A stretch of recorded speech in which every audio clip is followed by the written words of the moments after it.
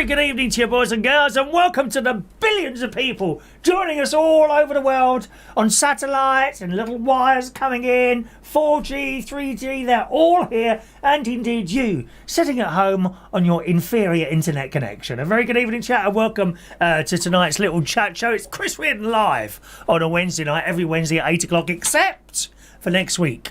No show next Wednesday. That's because I've got a funeral to go to, which happens to be mid-afternoon, and I'm not sure what time I'm going to get back or if we need to go somewhere afterwards as well. So no show next week. Isn't that devastating news? Devastating news, it really is. I've been a little bit naughty. Oh, sorry. It's Wednesday the 6th of July 2022, as indicated by the expensive clock on the wall there. I say expensive, it was second-hand from eBay, but the numbers are not going round. I noticed that it makes that loud click. When I came in here earlier, I looked at the clock, and of course I only use it on a Wednesday really, just for you. I looked at the clock and it said Tuesday the 1st of June for some reason, so something's gone wrong with this. I'm not quite sure what it is. God knows where we'd fix that. Mind you, I say that, I tell you who fixed the other one. Do you remember the other one failed? My nephew. He fixed the other one. I can't remember what was wrong with it now, actually. You know the little one we've got at the caravan, the luxury Waterside Media Centre in Lincolnshire. He fixed that one. Anyway, so it's, Wednesday the 6th of July 2022. I've been a little bit naughty tonight. I came in here, set up, and I was ready early. 10 to 7, I was ready to go, right? So those of you that like to, I know one or two of you like to sit there and look at the clock moving around and the music and all that business. I was ready, so you saw that start early tonight. So I'm downstairs. I made myself a cup of tea. I really fancy a bag of crisps. I didn't have any in. So I've walked to the co-op and back.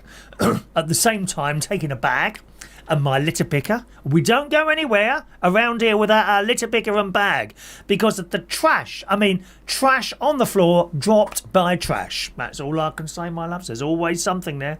I was so disappointed yesterday I went nighttime litter picking at 6 p.m. because it's bright, of course, at 6 p.m. at the moment. So I'd done a circuit, about an hour, okay? So I'd done that, came back in and I started watching a film. Victoria, Young Victoria, which is available on Netflix. An excellent film, I have to say. Funnily enough, I've just watched the end of it like 15 minutes ago. It's a lovely film. I didn't know Albert died really young of typhoid, didn't he? 41 or 42 it was, I think. And according to the film, after he died, I think Queen Victoria lived to 81 or 82. And after he died, she had his, I think it was his dinner place set every day until the day she died, until the day he died, or there was something like that. I never knew that.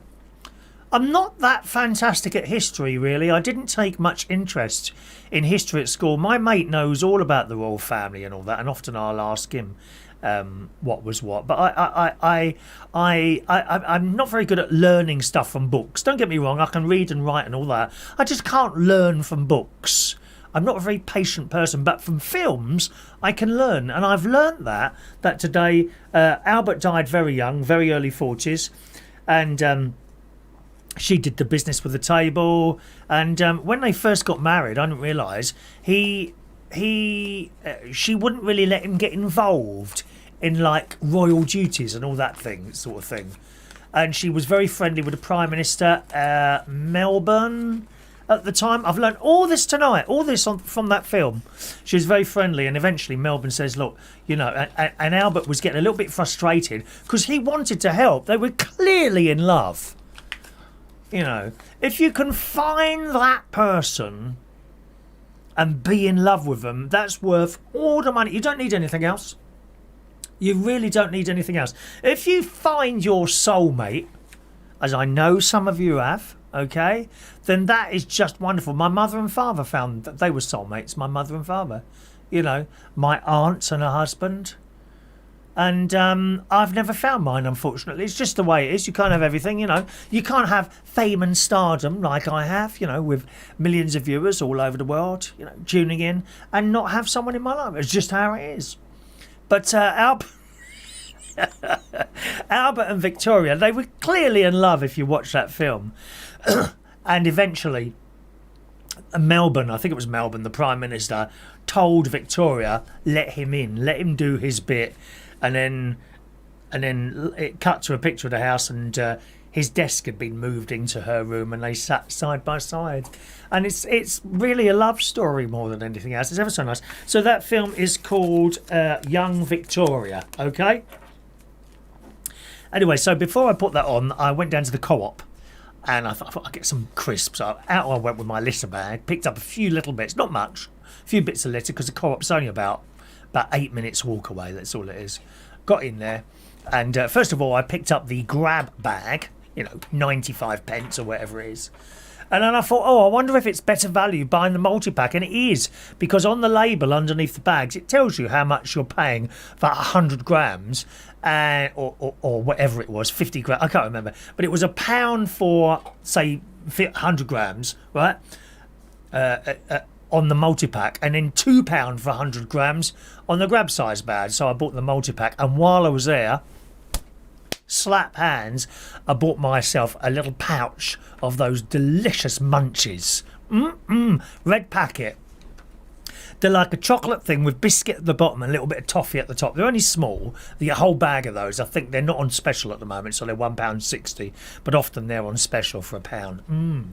Delicious. But while I was in there, scanning the shelves for something delightful to have just before we do the show today, I came across the Heinz baked beans.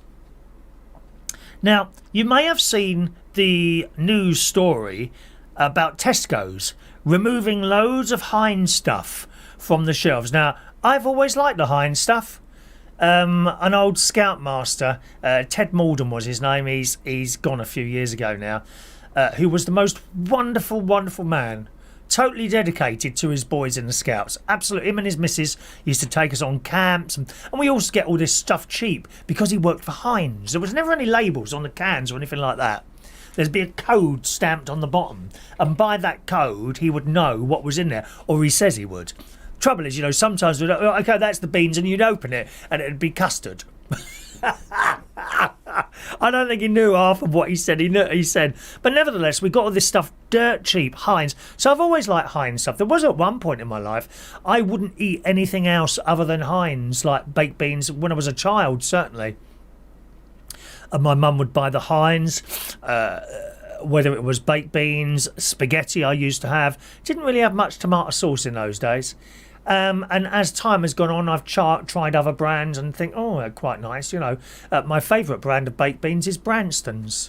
Branston's baked beans, which are a kind of cheaper end, but they've got a real tang to them, those ones. Anyway, we've seen this story about Tesco's removing Heinz stuff. And I was in the Co-op. And there is a normal size can, not the single, the larger can, of Heinz baked beans. 400 grams, something like that. I don't know what it is. But, the normal size one, like a double single one. So that's a single one, and that's like a double one. Normal size baked beans that most people buy. And the label underneath it said £1.45. And I thought, surely... first thing I thought to myself was, that's a really good deal. 4 cans for £1.45. No! 1 can for £1.45. Wow! When I bought some beans from Aldi the other day, 41 pence a can.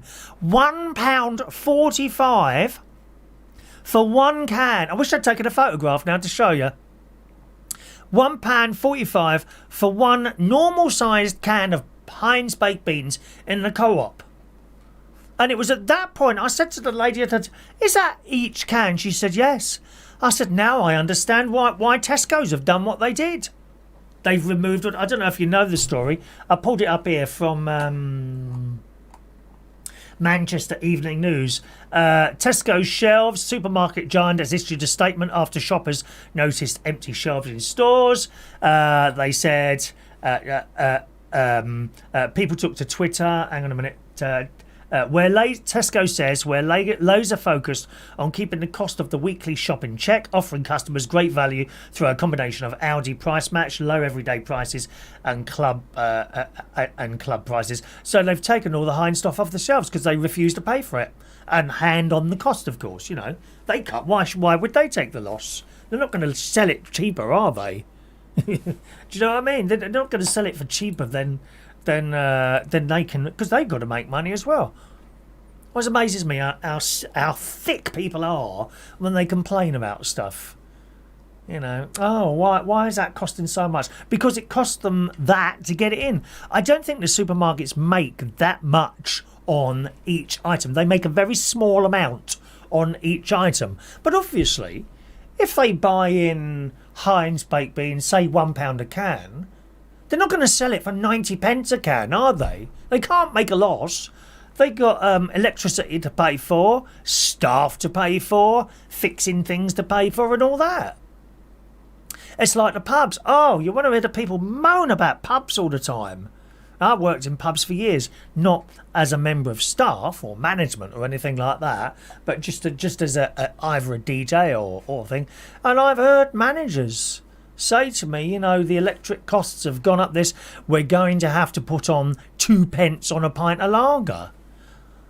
And people moan. They don't think to go into finding how much these poor pubs are paying in like business rates and all like that.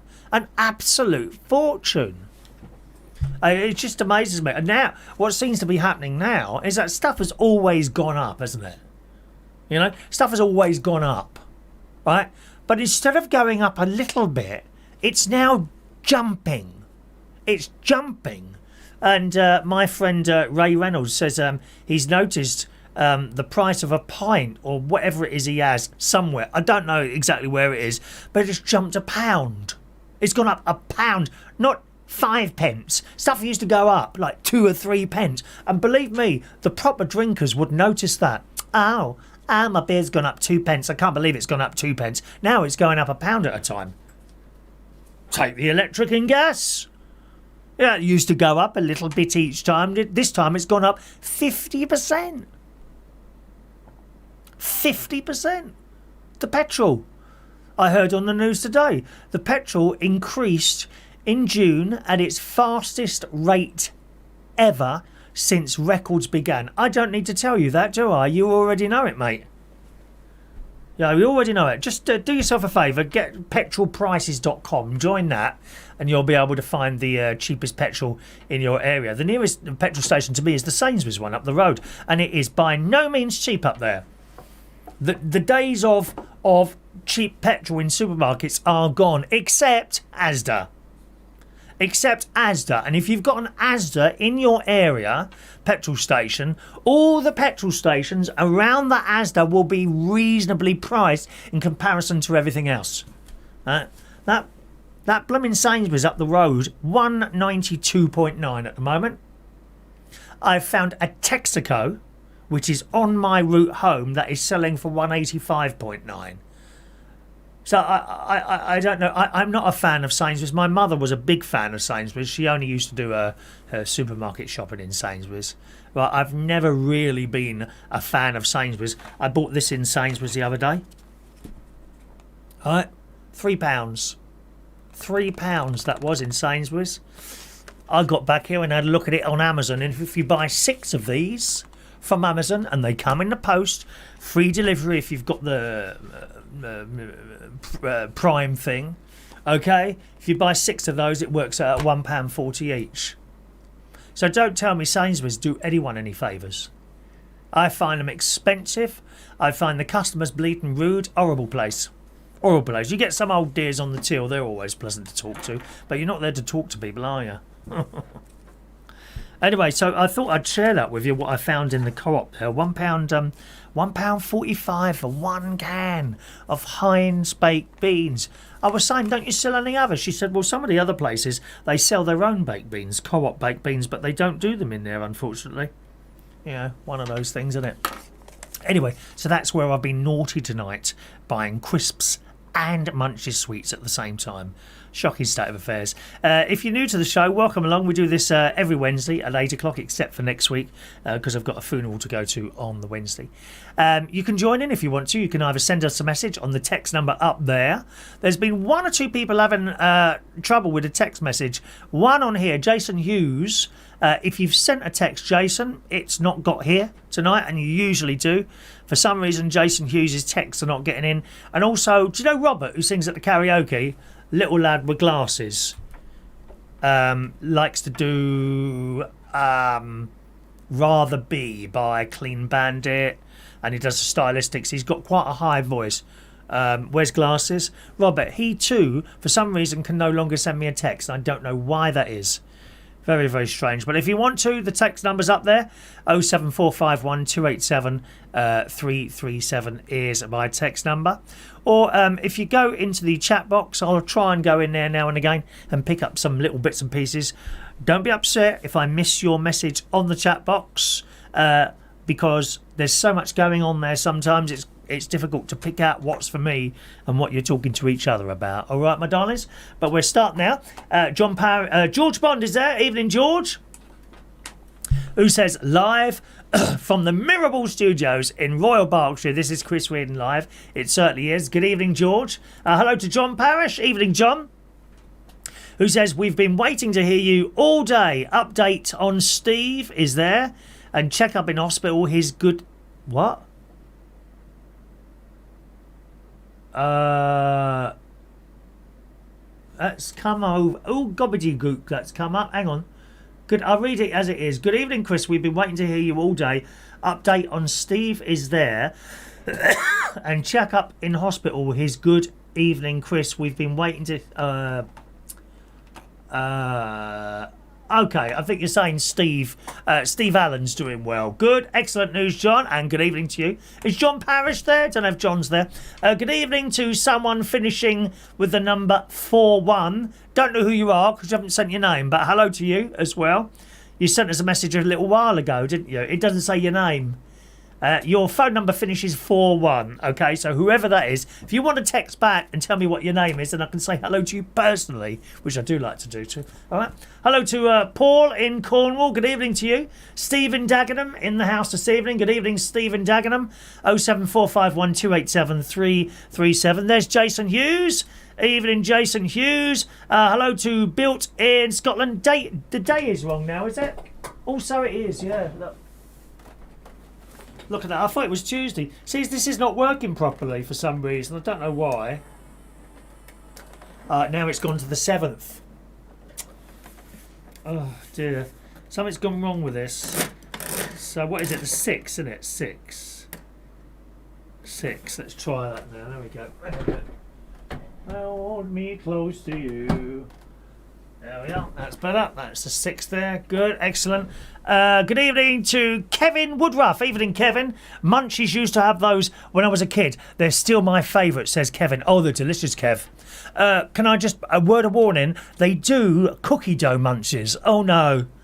I had a bag the other day on the recommendation of the lady in Morrison's Express or whatever it's called down the road.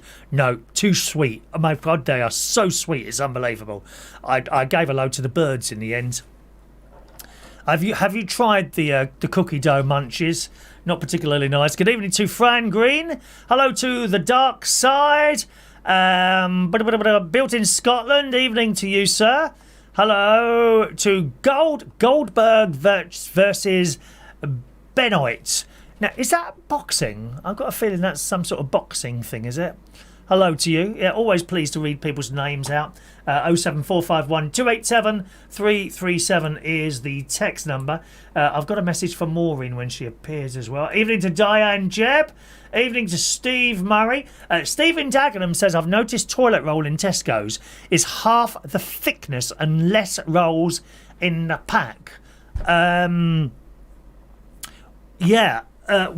that comes on to another subject I've got here on the show tonight, that buying bulk isn't always the way to go. And I'll tell you why. I've been buying my toilet rolls for some years now on the Amazon, right? And I buy a load. 60, 120. That's probably what got me through the last pandemic, to be honest. Not that I had the runs of any shape or form. Okay, but I just before the beginning of the pandemic, I just bought 120 rolls. So when I was seeing all these people on the telly, in supermarkets and things like that, fighting over toilet rolls, I was just sat here laughing.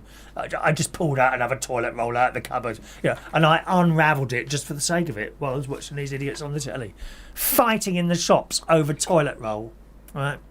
And that's how I've been doing it for ages. But I needed some toilet rolls. I'd let them run right down, which I don't normally do. And I thought, well, I better get some. And I thought, shall I order some? And I thought, I don't want to order. This is yesterday. I don't want to order them now because they might not get here before Friday. And of course, next week, I'm going up to Luxury Waterside Media Centre in Lincolnshire, you see, only for a few days. I've got to come back early for this funeral, right? My friend's funeral. So I went to Aldi last night. I've been to Aldi 3 times this week. I love it. It's like a night out. When you're going out with your missus or someone like that to a restaurant and spending vast sums of money on a tiny little bit of food, or you're going to the pub to get drunk or something like that, I'm in Aldi having even more of a better time than you are. There we are. I have a little walk around and see some of the scum that's walking around and some nice people as well. I love the staff in there. They're always very pleasant. There's a couple of particular ladies on the till that I really get on well with. They're just a laugh. And I picked up some toilet rolls in there. £6.59 for 24 rolls, which makes them about 27.5 pence each roll. Right? Anyway, I didn't think much about it. I got back here. I thought, I wonder, is that actually cheaper than what I'm paying? And in most cases, I then got out my Amazon thing and started comparing prices. Well, so I said to you, £6.59 for 24 rolls works out at 27.5 pence each. The ones I used to buy was 120 rolls. Now, Amazon are now charging £59.99 for 120 rolls. I'm pretty sure I never paid 59 pence for 120 rolls. More likely about 42. So I think they've jumped up in price. But that makes them 49 pence a roll. So, you see, it's not always cheaper to buy in bulk. There was another one on Amazon, 45 rolls for £12.19, which makes it just under the price of the Aldi one, admittedly. And, of course, you got the delivery there as well, which is free. So you could do that, 45 rolls, £12.19. And funnily enough, I was going to order some of those tonight. But again, they're saying should be there by Saturday, by which time, I might be gone.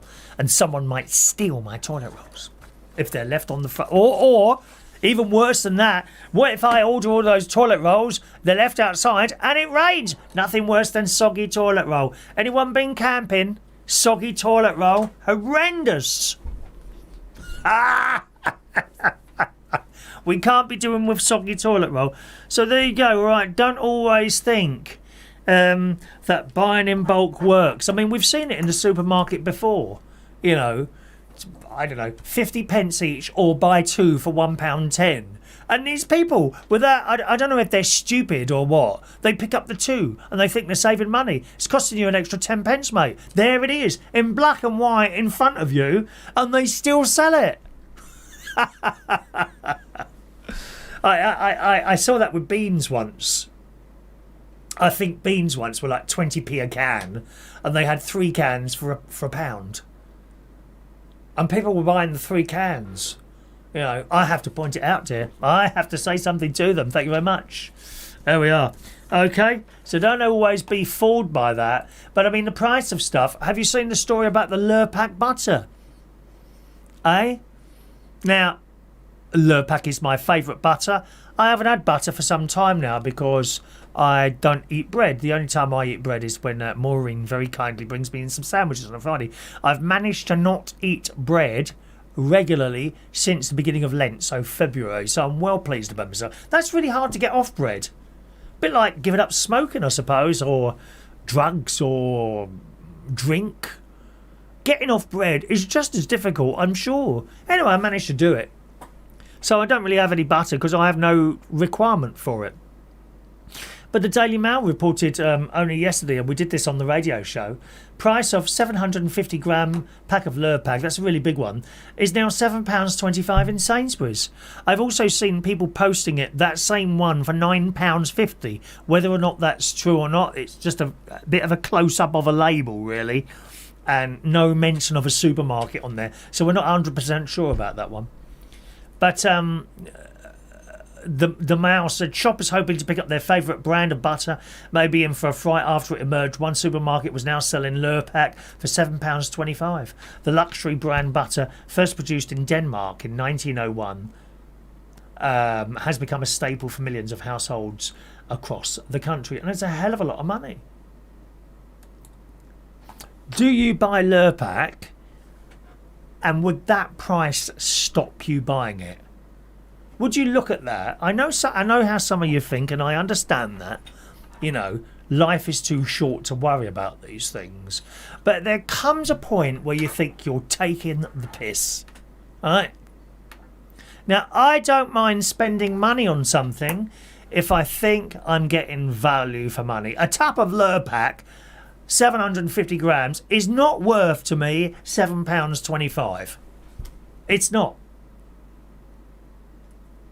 Afternoon tea at Claridge's is worth 90 quid. When you see what you get for that 90 quid, all the staff bending over backwards to serve you, and that's not just the people bringing the sandwiches and all that. The door staff, the maitre d', the cleanliness of the place, the beautiful expensive pictures, chandeliers hanging down. I never understand people who just can't appreciate that. I ain't paying that for a plate of sandwiches. You ain't got a bleeding clue what you're talking about. So why open your mouth? I ain't paying that for a plate of sandwiches. It's a bit like that. Go and have a look. Absolutely worth it. But that and car parts. There you are, lads. There's one for you to talk about. Car parts. How much is a plastic bumper if you buy it new? Oh, we can go down to Knacker's Yard and get one. Yeah, new. How much do they want for a little piece of plastic bumper? Not worth the money. Do you have to buy it? Yes, I'm afraid you do, because you need it. And that's the only way they can get money. When it comes to stuff like butter, you can swap brands. Aldi do a perfectly good butter, which is extremely similar to Lurpak. It's called Norpak. And the last time I bought that, it was something like £1.50. Not the great big. I don't think they did a great big one. The next there's like a small one, isn't there, like that? There's a larger one like that, and then there's a very large one like that. The one in the middle, I think, was £1.50. Norpak. Don't know what they're charging at the moment, but it's everything, isn't it? The Sun reporting yesterday, cost of coffee. Now, I've said before, those of you that buy cups of tea and coffee from these bleeding places like Starbucks and all that. And some of you, I know, probably, those of you that can be bothered to work, there's plenty of people out there too bleeding lazy to work and find all sorts of excuses under the sun so that they don't have to do a job, but happy to go out and sit in a pub. Funny that, isn't it? The price of coffee, you can spend over £1,000 a year on coffee. That's 2 caravan holidays if you go off peak, maybe 3. £1,000 a year, there they are. You see them always, don't you? Walking along with this cardboard cup. They drink it and throw it on the ground for litter pickers like me to pick up. But huge increases in the Sun. Coffee giant Costa have sent prices rocketing to £6.15 a cup. £6.15 a cup. What one is that then?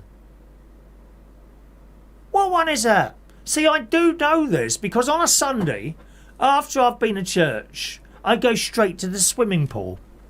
The trouble is, it's then been a few hours since I've had a drink and I'm a bit bone dry, right? Can't get in the pool till 12:30. I tend to get up there at 12 o'clock and it is a Starbucks. And I go up there with that half hour and I'll have a Starbucks. And I'm also a bit peckish, so I might have a cup of tea. Now, if my mate's there as well, I say goodbye to £8.50. 2 cups of tea, or he has a cup of, I don't know what it is, macchiato or something. Yes, I don't know, with a little shape in the top. So we have that, and I'll have a bag of crisps, and it comes to nearly £8. And I begrudge paying that. I begrudge paying that. What's a reasonable price for a cup of tea? £1.50 maximum. That is a reasonable price in my mind for a cup of tea. £1.50. Yeah, I won't. I'm very happy by that. You know.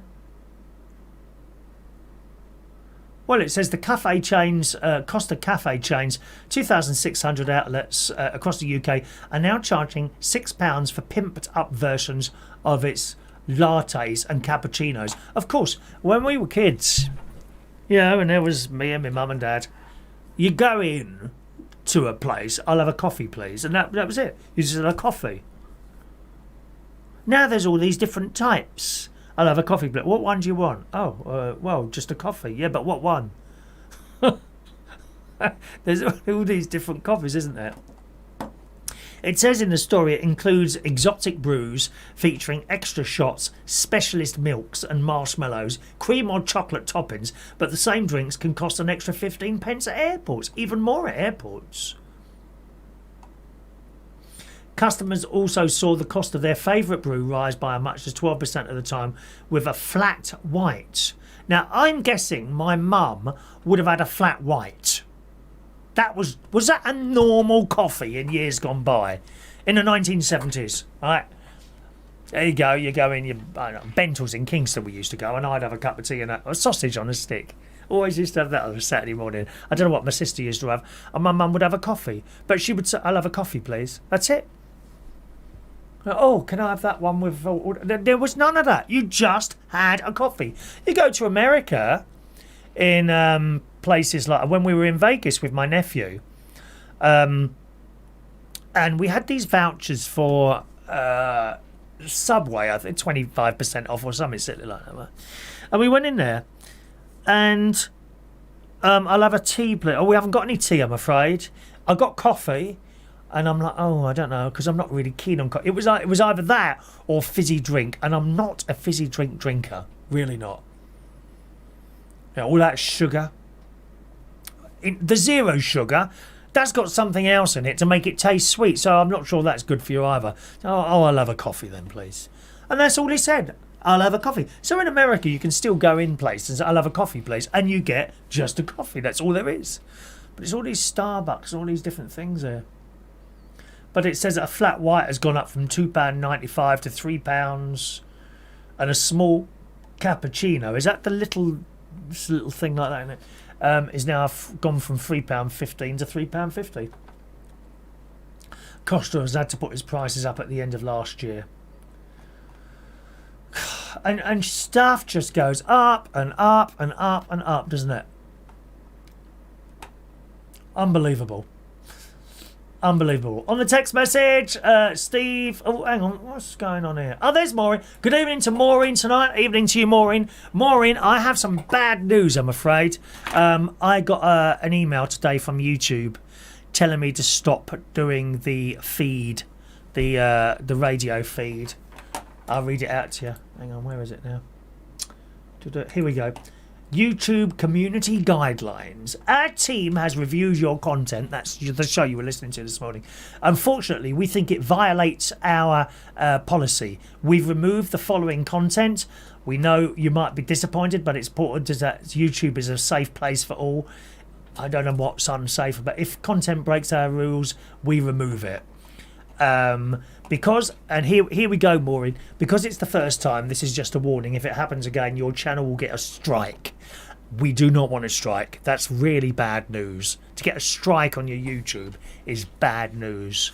And I know you were the only one listening to it. However, this has happened now, and it says if it happens again, your channel will get a strike and you won't be able to do anything for a week.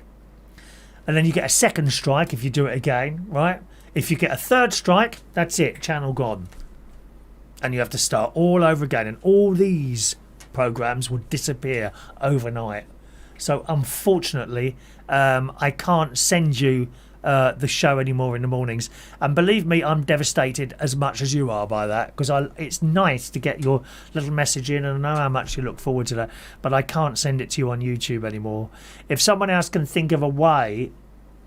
But you see, the trouble is, Maureen doesn't actually have internet. I know you're saying, well, if she's got YouTube, she must have internet. No, she has YouTube coming into her TiVo box.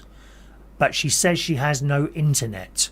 You know, she can't like log in and put an address and look at web pages and things like that. If you could look at web pages, Maureen, on your TiVo, or maybe you can. I don't think you can though. Then you could just type in www.reachonair.com and you could listen like that. But I don't think you can, so I'm very sorry about that, Maureen. But I can't send you that anymore over on the YouTube because of that email there. All right, my love, sorry about that. Jason just sends in an email. He did send a text, very strange, never had a problem before. And you've had this problem since Monday, haven't you? Don't know why that is. Usually this sort of thing does tend to fix itself, to be honest, Jason, and I don't worry too much about it, unless it goes on for a couple of weeks, in which case then I have to start asking you to send in screenshots. Then I can forward that to the text people and they have a look at it for us, okay? Mark, thank you, Mark. 4-1 is Mark. Thank you, Mark. No, again, not sure what Mark you are. Are you Mark Cording? Is that our friend Mark Cording?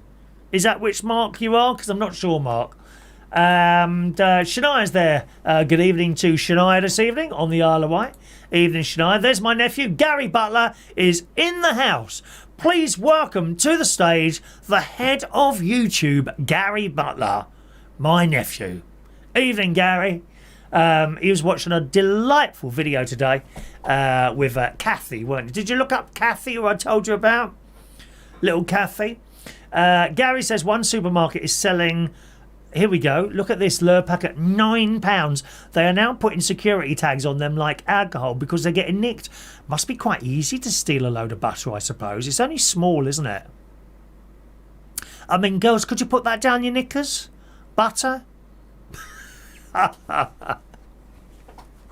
The worst people fevered in shops are people in wheelchairs with blankets across their laps. You think I'm joking? Look it up. They're all at it, dear. And thank you very much to the head of YouTube for your comment there, Gary. I must say, this text thing isn't working very well this evening. It's all over the place. Mark from Sheffield, DJ Network for DJ Disco Equipment. Thank you, Mark. Thank you, Mark. I used to really enjoy... let me just put you in. Mark Sheffield. Hang on, Mark Sheffield. Hang on a minute. Oh, hang on, wrong list. Put you on the karaoke list there. There's actually two lists, Mark Sheffield. Mark Sheffield, there you go. Put on the United Kingdom talk list, that's it. I actually have two lists of texts coming through, depending on what I'm doing. If I'm doing a DJ, like a karaoke night, I only get people on the karaoke. I can log into just the karaoke list, right? And read those out.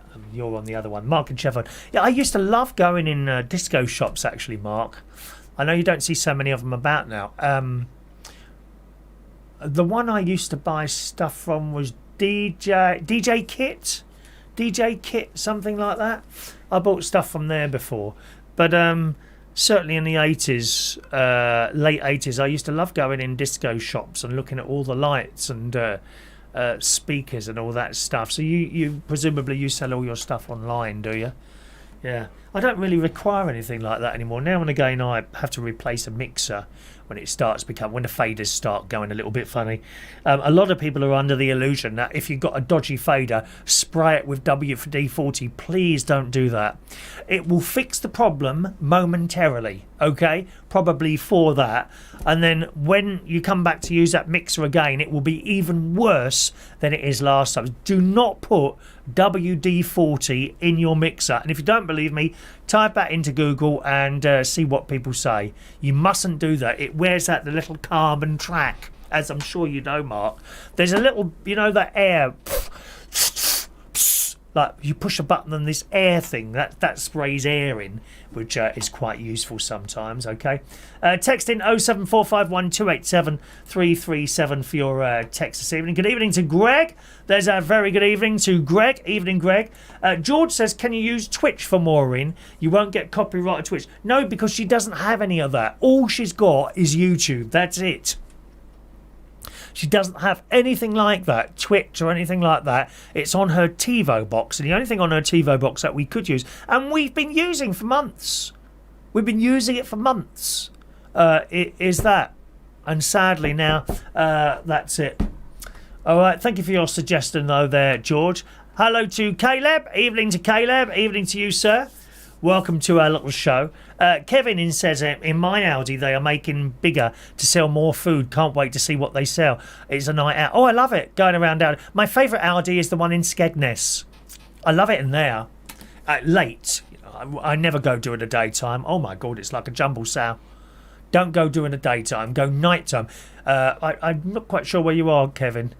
They've got a new one opening soon near my friend DJ Chris, who's doing the karaoke for me this Saturday at Central Station. So there we are. Kevin has tried the cookie dough munches. Too sweet. You gave him to the birds as well. Ah, same as me then. Let's hope I don't get diabetes. Yeah, not from one. Well, not from one packet, I wouldn't think. I don't think you get diabetes from one packet. I'm all right, Caleb. Nice to see you. How's your girlfriend? Hope she's all right as well. It's very strange what's going on with this text thing. Mark, we are a private setup and stage setup equipment for big events. You were recommended by a DJ on Reach On Air. Which DJ was that? Was that my friend Ross Patzelt? Hey, I love doing my little radio show in the morning. I love it. I just sit here for an hour. I'm usually in here around about 8, 8:15, set up my bits and pieces. Actually, this week we've been trying out to do the whole thing on a different system. I've got a laptop. I've got a couple of laptops, actually. I've got a laptop, cheap mixer. Do you know the Behringer, the one with the little rotary controls? Do you know that one? I bet you won't use that. It's far too small for your setups. But I've got one of those that I used to have up at the caravan, the luxury waterside media centre. Okay, but it's got twiddly knobs, which I find a little bit twiddly. But as a temporary thing, it works quite well. The Behringer, there's how many mic inputs? I can't remember now. It's downstairs. I would show it to you. But it's a little Behringer one, twiddly knobs rather than faders on it. And I was using that. So output from mixer, output from computer, music from computer into mixer, mic into mixer, and then back into computer by use of a USB Behringer thing, got input and output, and then send it out. And it worked really well this morning. Really well, yeah. I tell you what, if you know that Behringer little mixer with the twiddly knobs, I can't believe how good that headphone socket is on that. It's really loud. Really loud. I'm sure over the years, Mark, you've found mixers and you plug your headphones in and you've got the thing right up and you can't hear it. Well, I mean, you can, but it's not as loud as you would desire. Certainly if you're mixing. You know, you've got to have a good, decent mix in there. A little bit bassy, though, because I've got these headphones that I use for the radio show in the morning. DT770 Pros. These are the same ones I used to use when I was mixing and DJing in clubs. Not that particular pair, but they last for years. Before I bought a pair of those, I used to be buying headphones every couple of months. So a bleeding nightmare. Because the wire used to go here, didn't it? But those ones, they got a really big, thick wire. Actually, they've just changed this wire. Or a few years ago. See, that's a single wire now. They used to have 2 wires. You know, like a mains cable almost. Really thick wire. And it never went. Never went. I blew the headphones eventually. Because I had it so loud. That's probably why I've got tinnitus now, Mark. Anyway, thanks for your little remarks there. All right. Okie doke, let's do something. What feel-good programmes did you or do you like on the television? Now, you can call in about this. Phone line's open now. 020 8144 3477 is my local London number. Remember that, gang, if you're going to call in. It's a local London number, not premium rate in any way. But what feel-good programmes do you like to watch or have you in the past watched on the telly? Give me a list. Okay, if you don't want to call in, just text it up there and I'll read it out to you. 07451287337 or call in 02081443477. What programmes, when you're watching them, make you feel good? Now, I say TV programmes, I must mention the film I've just watched. Young Victoria. Lovely film. It made you feel really good at the end of it, seeing how they were together. one of my favourite feel-good programmes on the telly, which has been brought back a couple of years ago now, was All Creatures Great and Small. I love watching that. And they've put it on at the right time, I think. Autumn into winter is when they generally have that on. And we've had a couple of Christmas specials as well. And you just watch it. And you can relax there. You haven't got to think too much about it. I find a lot of the programmes now are incredibly complicated. In particular, Doctor Who. Okay? I don't know what happened to Doctor Who to make it so blooming complicated, but they did. All Creatures Great and Small is probably the one programme, or the main programme that I watch it and I feel fantastic after watching it. What about you? What about you? Dan Woodhouse is on the line. Good evening, Dan. Good evening, Chris. Well, do try and sound a little bit more enthusiastic if you're going to call in, dear. It's getting late. This is where I'm chilled out, you know. What do you mean late? 8:45? Oh yeah, the day starts early here. Well, what have you done? What have you done today to feel tired? I don't have to. I just go through the day. My medication goes about 7 round to 7, and then after that, it's like, then it's just absolute, you know. Well, I used to like the song that Roy Castle used to sing about that, of course. Did he being flaked out, eh? No, yes, Roy Castle sang a song. Medication, medication, medication, that's what I need. If you want to be the rest, if you want to be the best, medication's what you need. Blah, blah. Hey, Chris Reardon, sorry. He was also a great tap dancer as well. He was brilliant, wasn't he? Very talented man. Yeah. So as you should know by now, Chris, it's my birthday week. It's been a whole week, 4 days of just absolute me looking forward to my grand birthday ball on Friday, which will be taking place this year in Southend. Hello? Yes. Oh, hello, yeah. Yes, it'll be taking place in Southend, and I've got my list of all those who are from... There's the usual reprobates will be there, as usual, and there'll also be some people from the, what we like to call the upper echelon of society. They'll be there as well. There's Mr. and Mrs. Doyle and their daughter Lindsay. Mr. and Mrs. Highwater and their daughter Ellen. Sorry, what was that? Hang on. Yeah, Chris. Yes. Yeah, sorry, it's jammed in my phone. It just went a huge pop noise just come through my phone. Anyway, so there's Mr. and Mrs. Marks and their daughter Myra. She's known as Myra Marks. And there's the great the Queen impressionist will be there. Right. Yes, she's known as Mr. and Mrs. She's known as Miss Esty. First name is Madge. Oh, there you go. So it's going to be a huge, absolute grand birthday ball on Friday. All the photos will be coming to you, so you'll be able to look over them and see all the girls that I've chatted up and. Wait. You don't sound too impressed, Chris. Waiting to move on to TV programmes that make you feel good, to be honest. You asked me a very tricky one there, because I can't remember the last programme I watched that made me feel good. Right. If anything, I suppose it has to go on.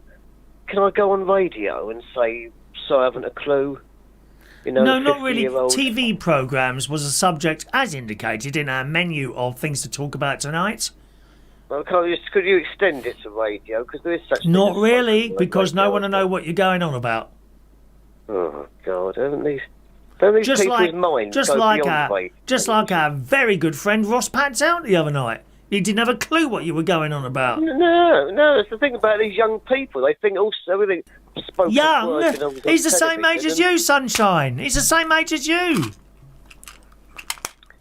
And yes, he hasn't even ventured beyond Channel 5, I suppose. Oh dear. Where are we getting these people from? That's what I wonder. However, let me think. Yes, I can't really think of anything on television that there's actually, but I think of the radio stuff. It is getting beyond a joke. It's becoming so hard to find anything actually good. You know, I suppose if there is good, I suppose costs money, doesn't it? I suppose that's what it's all about at the end of the day, money, isn't it? You know. What is? I mean, well, the fact that it costs money to produce an actual programme that people can say, yes, they really enjoyed watching that. You know, Right. we had some things years ago, like Stanley Baxter. I mean, you don't get anything like that anymore because that costs money. It costs money to have him dressed up. No, as a woman called Miss Penny. it's because people at the top have decided that people don't want to watch that sort of comedy where we do. Yes. Instead, what they do now is bring out 8 or 10 reprobates, stick them all in a house together, and film them shouting, screaming, fighting, and shagging. That's all they have on the telly now, and it's boring. It's boring, quite frankly. But there is stuff on there. What about that? What's the one on BBC One where she was constantly trying to murder the other girl, yet she loved her? That one, of Chinese appearance or Asian. That's feel good, is it? Someone trying to murder No, that's someone? not feel good. You change the subject, so I'm trying to follow you, which is always very sorry, difficult, to be honest. But yes, can't think of that now. What that's called now? Oh, Killing Eve. That's it. Killing Eve. You know, that's quite good. The other one with a lady who's like 80, I think 1700s, and she's got the big house. Oh God, what's that called now? And she's Big lesbian. house, She's lesbian. a lesbian who's got a big house. Yeah, big old house in the 1700s. Gentleman Jack, excellent programme.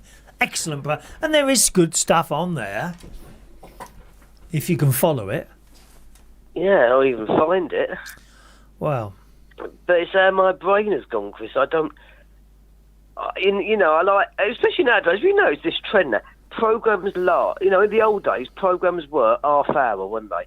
5 Yes. to 5:30, 5:30 to 6, and news at 6, and so on. Nowadays, every programme has got to be either 45 minutes or an hour. I just don't function after half an hour. no, I can believe I that. can go yeah. to half an hour normally. Right. After that, I start thinking, hey, hang on a minute, you're going a bit too far now. Can we have something else on? It's probably where my mind is still stuck back in the old days. So I can't. Yes. Yeah. So yeah. Oh, by the way, am I going to have the happy birthday treatment? Oh, when is your birthday? Well, officially, it's Monday, but they've treated it like as if it's Friday. That's why they take me out on Friday. So it's on Monday. Officially, yes, but So do we sing you happy birthday on Monday? yeah, all right. Because I suppose it'll make it an extra. It'll make it last, I suppose, over a long. So it's your But then birthday again- on Monday. It's not this week, it's next week, is it? Yeah, but Then we'll sing you happy birthday on Monday, my darling. Okay then. Of course. And because I mean, anything this year's got to be better than that birthday I had last year. Oh my God, Was that particularly bad then? it was so bad.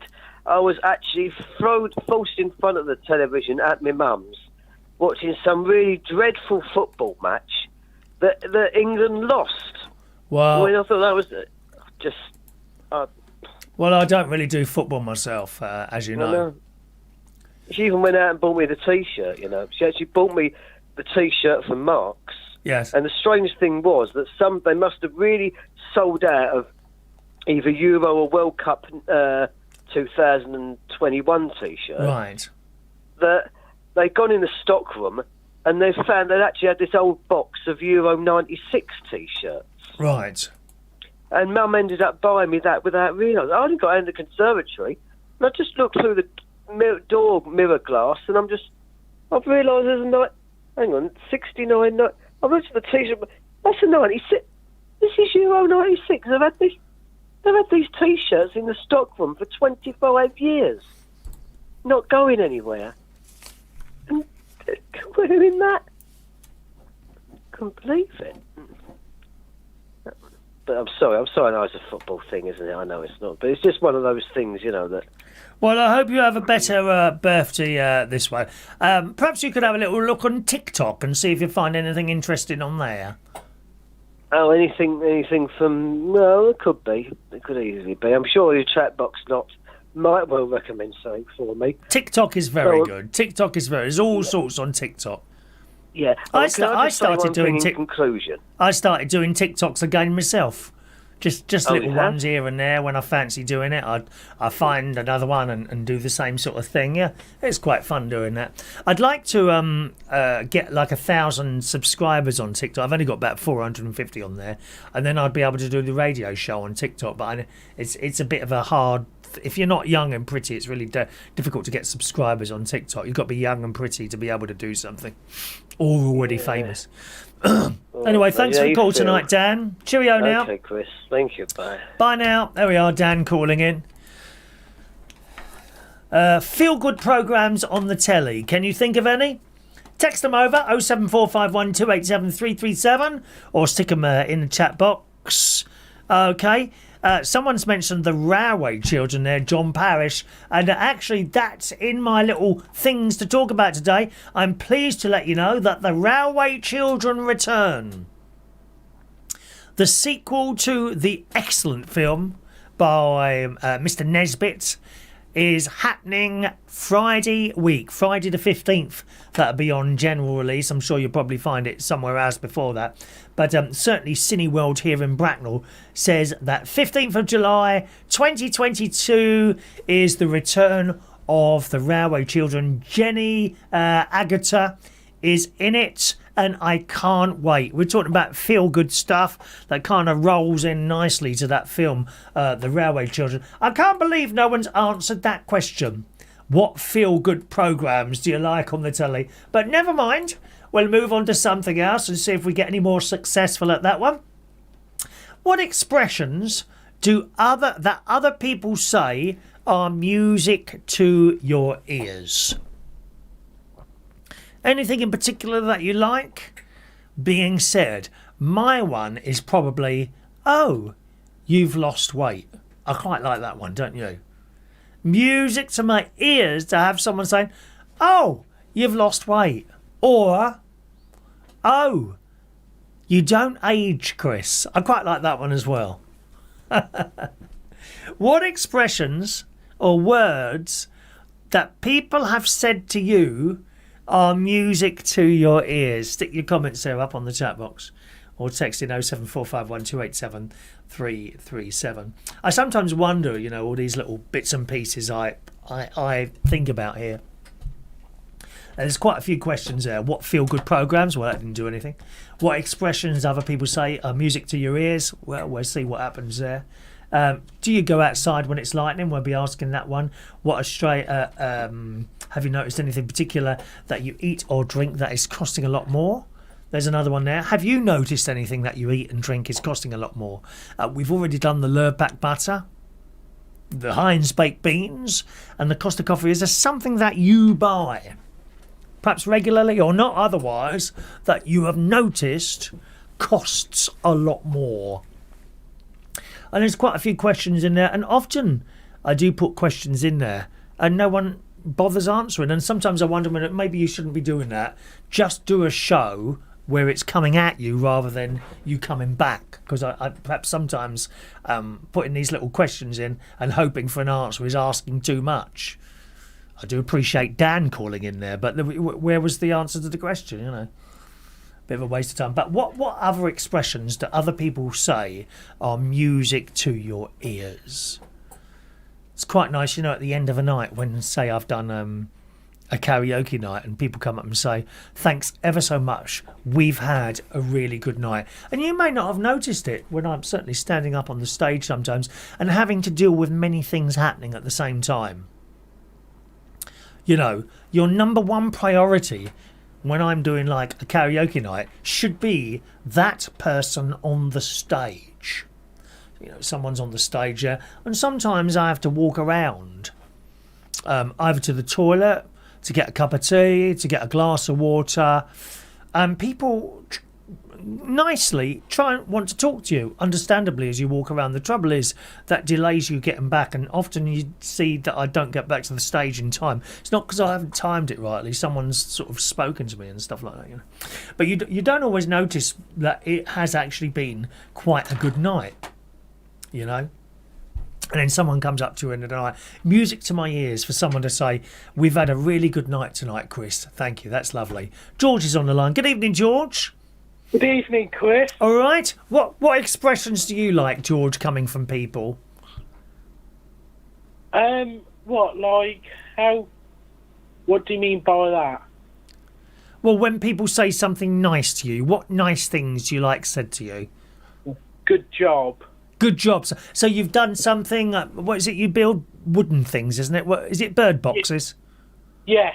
Bird boxes. So when you build someone a bird box and they come and buy it from you, and they want to talk to you, do they?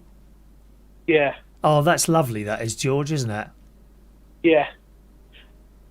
Update with my work. Yes. I'm going to be doing plumbing and woodwork and bricklaying. Plumbing? Oh, you'll be able to build me a nice extension out there. I quite like the idea of having a larger studio, you know, for all my millions of star celebrity guests that I never have.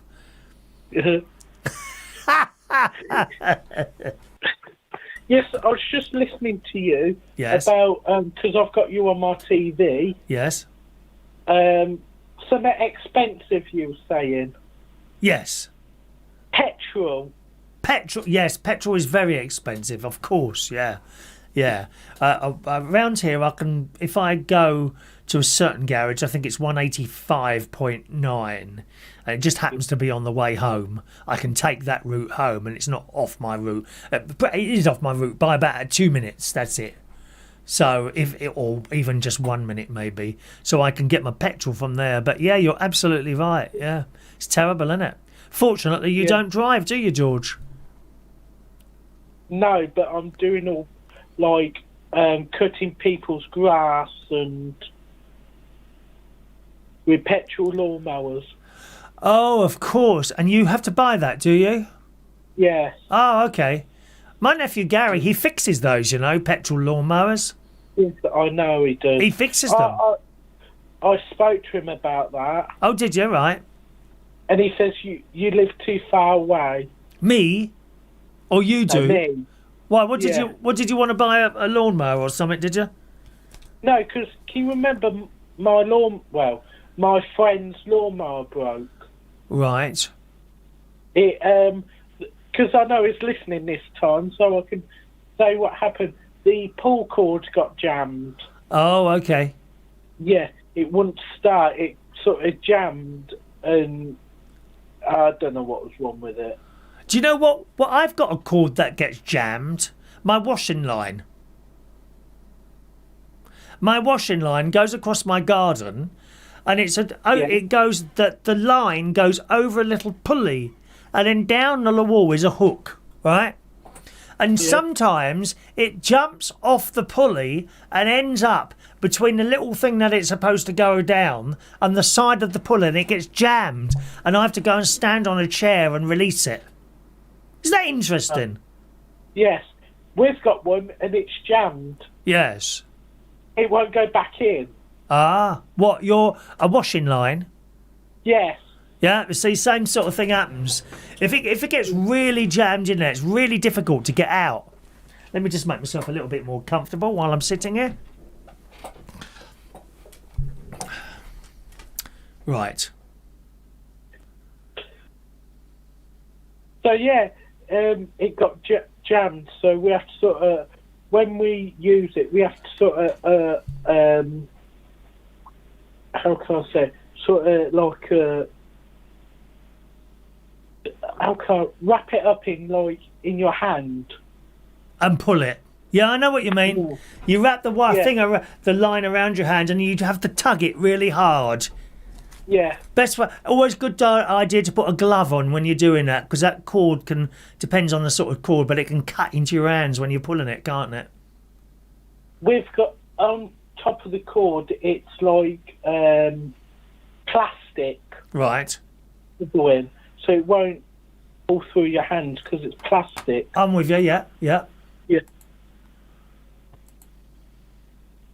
All right, thank you, George. Nice to talk to you. Yeah. Bye now. Bye. Thank you, George. Gary Ross is in the house. A very good evening to Gary Ross. Evening to you, sir. Mark in Sheffield lives in a 6-bedroom Winnebago. How blooming wonderful. Oh, how wonderful. I'd love a Winnebago. Yeah, nowhere to park it here. Oh, can you just imagine the neighbours take up 5 parking spaces? We've got really bad parking round here. He lives in a 6-bed Winnebago, travels around the UK from gig to gig. You was recommended by Clive. Oh, our good friend Clive, yes. But I have a house and land in just out Sheffield, and we have no one around us. Our land is about 10,000 acres with woods. Have a fun night. How lovely. I like the woods. We have a lovely forest here, actually. We have a really nice forest here. I can walk across the road and I can be in the middle of the forest in 10 minutes flat. I love it. I love it. It's the trouble in Lincolnshire. It's very beautiful, Lincolnshire as well. But they have a little forests. I mean, little. The forest here is enormous. Take you hours to walk through, days to walk around it here. Thank you, Mark. There we are. John Parrish, Highway to Heaven. He likes that as a feel-good programme. Yes, I remember that. Oh, and there were clouds in the opening sequence, weren't there? I remember. Little House on the Prairie, of course. Little House on the Prairie. Ba-ba-ba-da, ba-ba-da, ba-ba-ba-da. That always made you feel good, didn't it? And the Waltons. There's another one, the Waltons. Remember the Waltons? Feel-good programmes on the telly. The Waltons. Yes, indeed. Thank you very much, John. Over in the chat box there, Rowan's in the house. Good evening to Rowan. He likes people saying this to him. My favourite thing someone can say to me is, I'm sorry, but I've had to cancel our plans. Oh, that happened to me so many times. I gave up making dates, Rowan, with people. They would always find some excuse to back out. I gave up. People say you won't. Well, once you've been knocked back so many times, you just bleak and give up, I tell you. Rowan says, The Good Witch for favourite feel-good programme. The Good Witch. I don't know that one. I don't know The Good Witch. Let me have a look.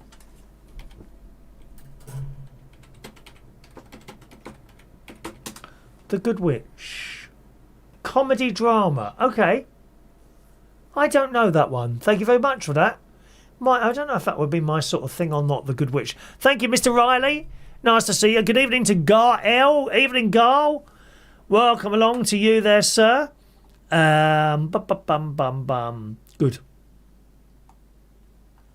Is that everyone talking about that thing there? There we are. Jason Hughes, TikTok is brilliant. Good stuff on it. There's so much good stuff on it. I quite like cat videos. Yeah, there was one I was watching, a cat and a mouse and they're friends. They're just friends, a cat and a mouse, cat and a parrot. That's quite nice. This parrot comes and sleeps with the cat. Animals are funny, aren't they? Funny little things there, okay? Rowan is female. What did I say? Are you female? I thought you was Oh no, I'm thinking of another Rowan. I know a male Rowan that works on British Airways, or used to work on British Airways. I think he got laid off ages ago now. Definitely something going wrong with these texts today, because they're just very slow coming in. I got a number 7 come up there, and yet there's not 7 messages. It's very strange. George says, I haven't heard from Mark Bowles for a while. No, I haven't heard from him for a while either. And George says, loved Wurzel Gummidge. There's a feel-good programme, Wurzel Gummidge. Why didn't you say that when you called in? Should have said that. We could have spoken about that. Thank you very much, George. Stephen Dagenham. Also, I beg your pardon, I got mixed up here. Stephen Dagenham, that's from Loved Wurzel Gummidge as a kid. That was a good programme, wasn't it? Wurzel Gummidge. They did a remake. Nah, it's not the same though, is it? Did you see the remake? Doesn't even look like him, does it? How he should look, really. Wurzel Gummidge, stuff like that. Cat Weasel. Anyone remember Cat Weasel? That was good, Cat Weasel, years ago. What is going on with these messages here? This is very annoying. Why don't you do a recorded show for Wednesday? Says George. No, I don't want to. Don't want to. Thank you, George. Okay. What else have we got here today? Let's move down our little list. Young people ended up disabled or dead from online challenges. Now, I keep seeing this over the last year or so. Stupid things people do. Now, some years ago, I think probably before TikTok, some of these kids were doing like video challenges, and I think one involved alcohol or something like that, and they would be challenging each other online to drink as much alcohol or whatever. And my nephew did it, Jimmy, but he did it with orange juice because he's not stupid like a lot of the people. I don't even think it's stupidness. A lot of younger people, children and that, teenagers, they want to fit in with the others. And they get challenged to do all sorts of things. A fairly non-damaging sort of challenge for that you may remember some years ago. The ice bucket challenge. Do you remember that? The ice bucket challenge? I did it myself, except there was no ice in it. Sod that, mate. I didn't want to get cold. I used warm water. And the idea was you did this ice bucket, you filled up a bucket with ice cold water with lumps of ice and chucked it over your head and raised money for charity, except it ended up as just a thing and there wasn't any money being raised for charity. Well, there's been some really dangerous stuff. People pouring like neat vodka with ice in their eyeballs. I don't get it. The Daily Star reports digital expert Harvey Morton has shared safety tips following a rapid spike in dangerous online trends. We've highlighted some of the most frightening consequences. And the Daily Star reports young people are taking bigger risks to stand out after being peer pressured into doing dangerous social media challenges, a digital expert has warned. Online Dares has attracted thousands of kids and teenagers to conform with their peers. You see, they just want to fit in. But the consequences have proved life-threatening. Where's my phone, by the way? Did I not bring my phone up here today? I haven't brought my phone up.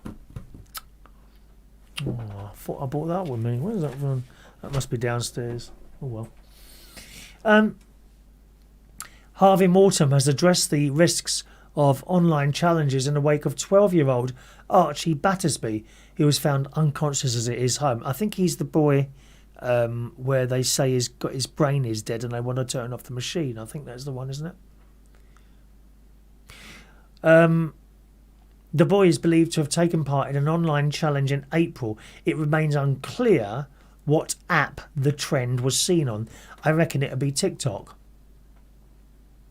You know, we were just a moment ago singing the praises of TikTok, and there's some fantastically talented people on there, really doing all sorts of things. You see people on there who can play an instrument, young and old, and they get enough viewers to do live shows, and then they do live TikTok shows, and they might have be a bit of saxophone playing there, and people are sending them messages, and they can send them little tips and a little bit of money now and again, which is nice.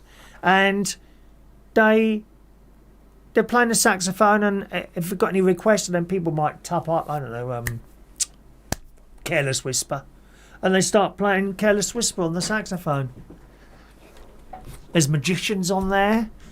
You know, young people. This is the beauty of this online stuff, like TikTok,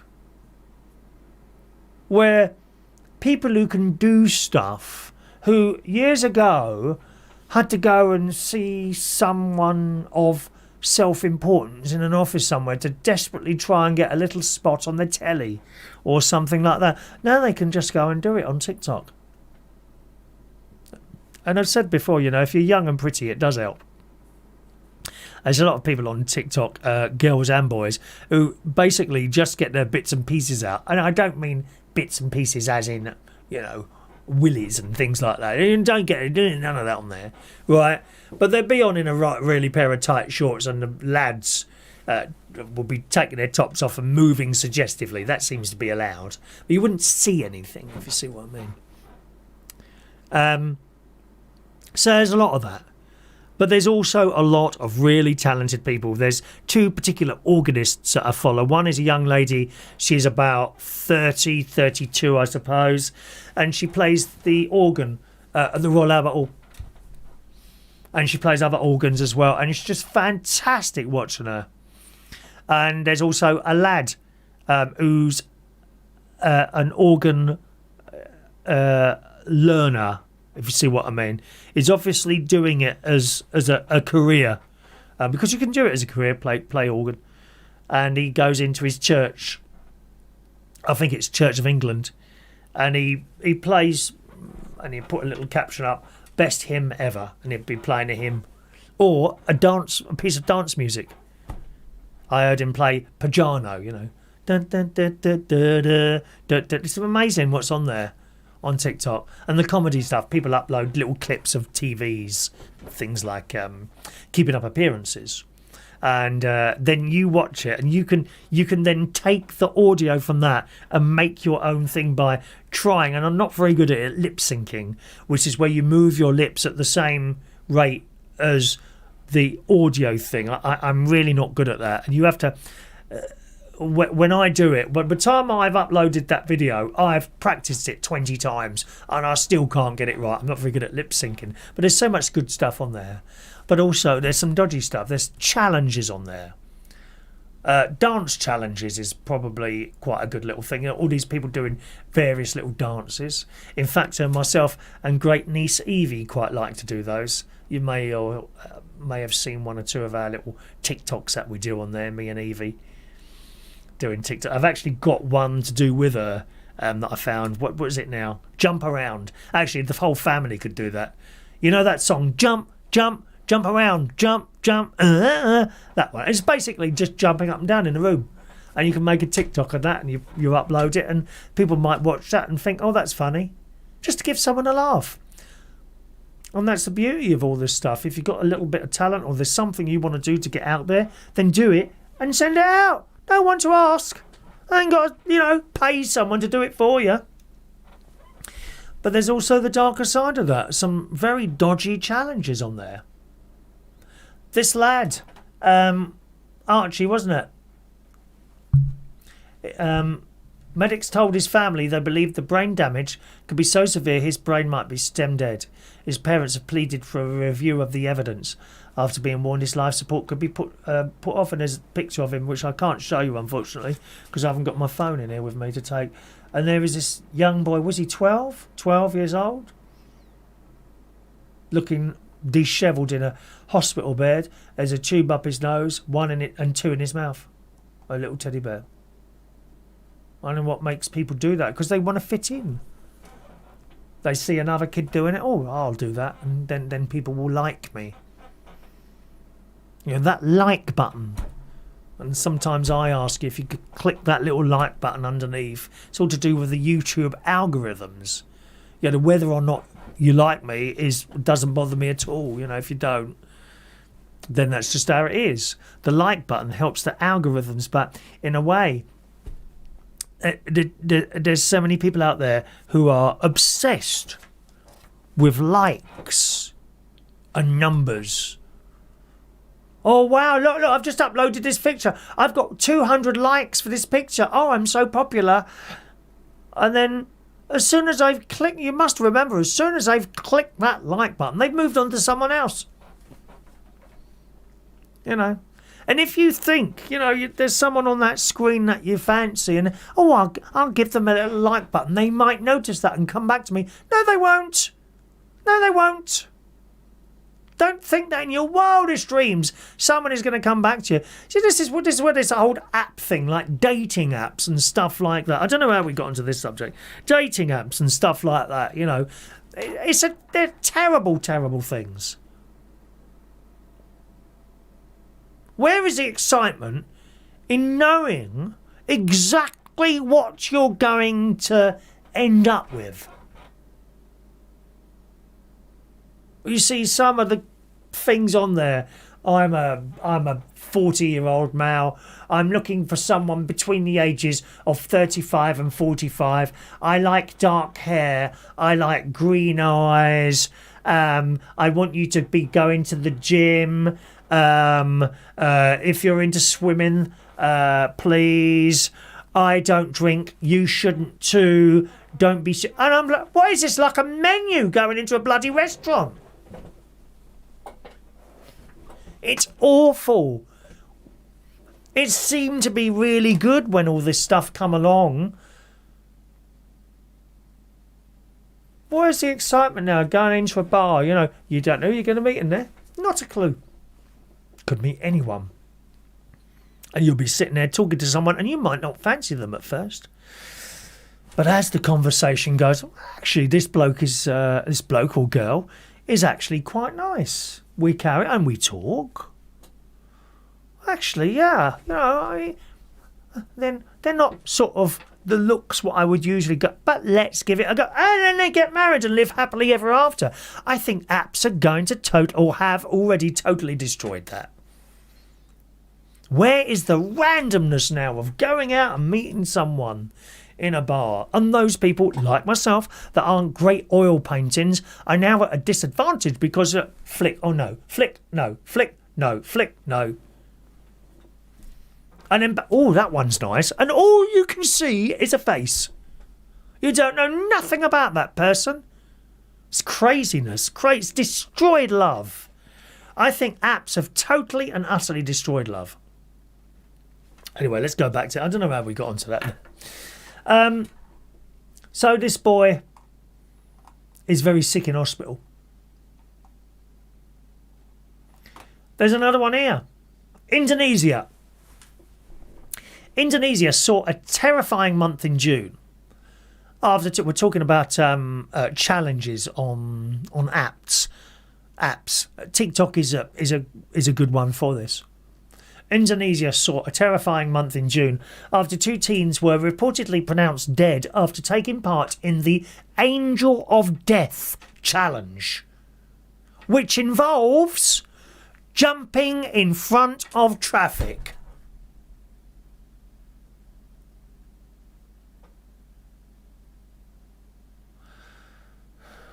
A day before their deaths, a 14-year-old shattered his teeth and fractured his skull while doing the challenge. They literally jump in front of traffic. That is the challenge. I mean, it completely pales into insignificance when we were children, and our idea of a bit of fun like that would be perhaps to go in a lift in a block of flats and go up and down in it all night. Did you ever anyone do that? Oh, hang on a minute. We're going to close the phone line now. I'm not going to beg for calls. That was the or Knockdown Ginger. Again, you'd go up to someone's door, bang on the door, or ring the doorbell and run away. Now they jump in front of moving traffic. Crazy. And some of these young people are getting killed on the serious side of it.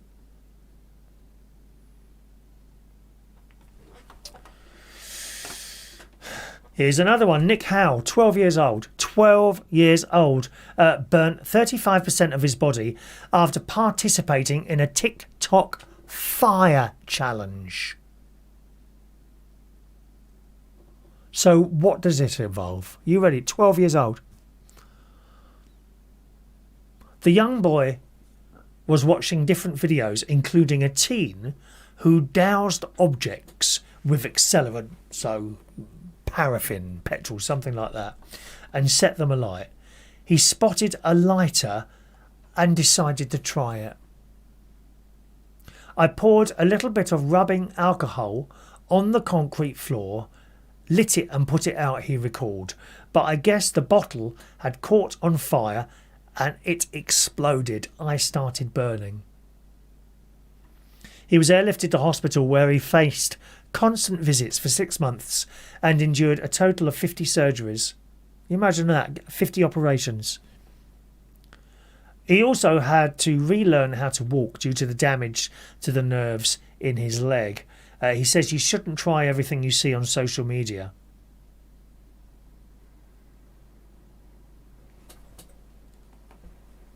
Another one here. Little girl, 10 years old. 10. It frightens me because, like, great niece Evie and is 10 years old. Great nephew George, I think, will be 10 years old very soon. Harry's 8. Emily, I think, is 8 or 7. And this girl is only 10. She's seen it on TikTok or somewhere like that. And Antonella Sicomio, 10 years old, was tragically found dead in the bathroom by her 4-year-old sister after she attempted to film herself for the blackout challenge. I mean, who comes up with this stuff? Investigators believe she told her parents that she was going into the shower in the family's home in Sicily. And Antonella was playing the game of asphyxiation. Her dad, Angelo, told the newspaper.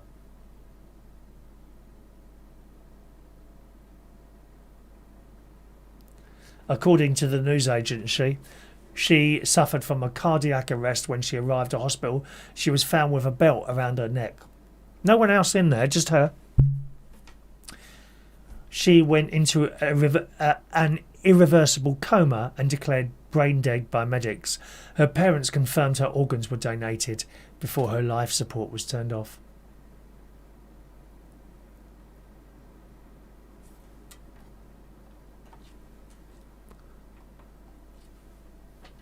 One more. A schoolgirl was left with severe wounds on both of her hands after she took part in an online trend on TikTok. 10-year-old had a lapse of common sense after she tried the deodorant challenge with her friend during a sleepover. So what's this? I don't know any of these things, right? It involves using deodorant to make your hand feel extremely cold. She sprayed it around an inch from her skin for around 10 seconds, but the act has left her with an estimated healing time of 18 months to 2 years. Well, at least she's not dead. Her mum told the Mirror 10 seconds of stupidity has left her with 2 years of pain. I couldn't believe it when I saw her hands. I didn't know whether to laugh or cry. She's basically given herself frostbite. You don't think of that, do you really, from deodorant? I'm not a fan of deodorant. Perhaps I smell a bit, I don't know. But I just think, if your body is sweating, then it is doing that for a reason, isn't it? If your body is sweating, and you're putting on this deodorant and it stops it sweating, that can't be good. I'm really not a fan of that. I'm going to do one more story here. This lad, 15 years old, Kyland, lost his entire skin from his chest, arms and half from his face following a hot water challenge. This boy from Indianapolis in the USA was watching clips with his friends on YouTube when they came across the trend which sees teens scald themselves with water. Why, oh why would you do that? And it was reported that his friend did it to him as a joke while he was asleep. It went horribly wrong. The 15-year-old woke up with skin falling off after suffering from second-degree burns all over his body.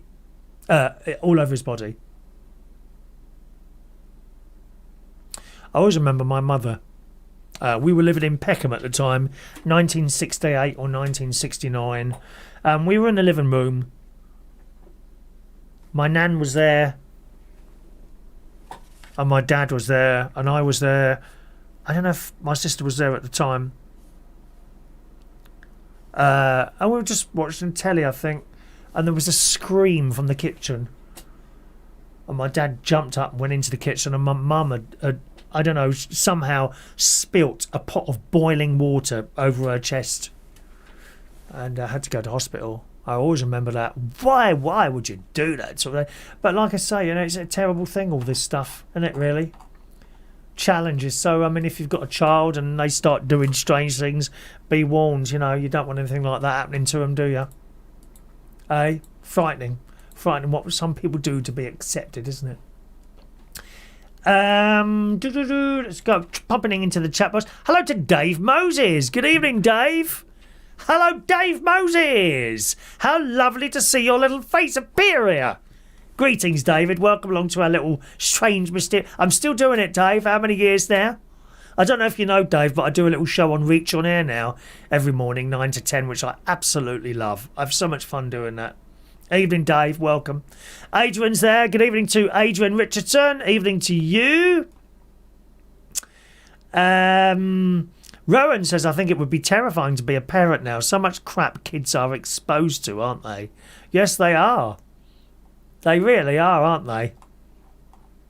Frightening, really. And greetings to Daniel Walsh joining us tonight. A very good evening to Daniel Walsh.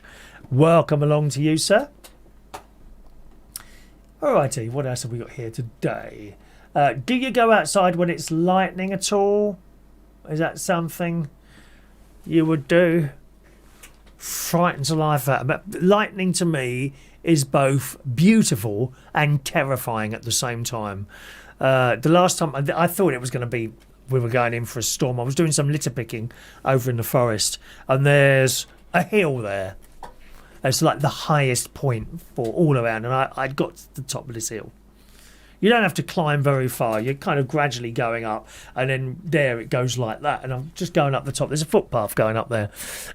People go up there, and they take cans of lager and bloody bottles and smash them. And anyway, I go up there and pick it all up, take it in the van. And I'm picking this up, and I noticed that the sky had gone really dark, and I felt evilness. Well, not necessarily evilness. Depends where you think lightning comes from. But lightning, perhaps you believe, that's where God says, it's time for you to come my way now. Bang, and chucks a bolt of lightning at you. And that's it. Up you go. Or down. And I thought, I don't like the look of that. Anyway, no, I'm going down. So at that point, of course, I would have been one of the highest points there as well. Because I'm standing above my head is above, not quite as high as, I think there's 2 trees up there, or 1 tree, which is the only thing that's higher than me. But you're close to the tree, you see. So a lightning bolt, even if it gets the tree, the electric will radiate out on the ground, won't it, as well, and electrocute you. So I kind of moved down from there fairly quickly. But lightning I find frightening. Are you okay walking around in lightning at all? Would you go out if it was lightning outside? Don't seem to bother my nephew where we was in Florida some years ago. We got there. The little minibus took us to the hotel. In the hotel, it's now night time. Oh, let's go out for a walk around then, says my nephew. Oh, right, okay then. I said, but it's lightning, Jim. Oh, don't worry about that. He was 17 at the time. Perhaps I should have taken a more adult approach to that and said, no, you're not going out in that lightning. Not that it would have made any difference to him, I suppose. And we went out walking in this bloody rain and lightning. Crazy. I don't think I'd do it again. I really don't. As soon as I see lightning, I want to get underneath. I tell you what, I've come back from work before over the years, and my garage is a short walk from my house, about a minute and a half minutes walk from my house. But nevertheless, that trip from the garage to my house is open, and I've got home in storms before, and park the car in the garage, close the door, and I'm like I'm bending down like this, running very quickly. I don't know what it looks like. running very quickly to my front door to get out of that lightning as quickly as possible. You know, even in the house, you're not necessarily safe, are you? You know, it might attack your TV area or something like that, mightn't it,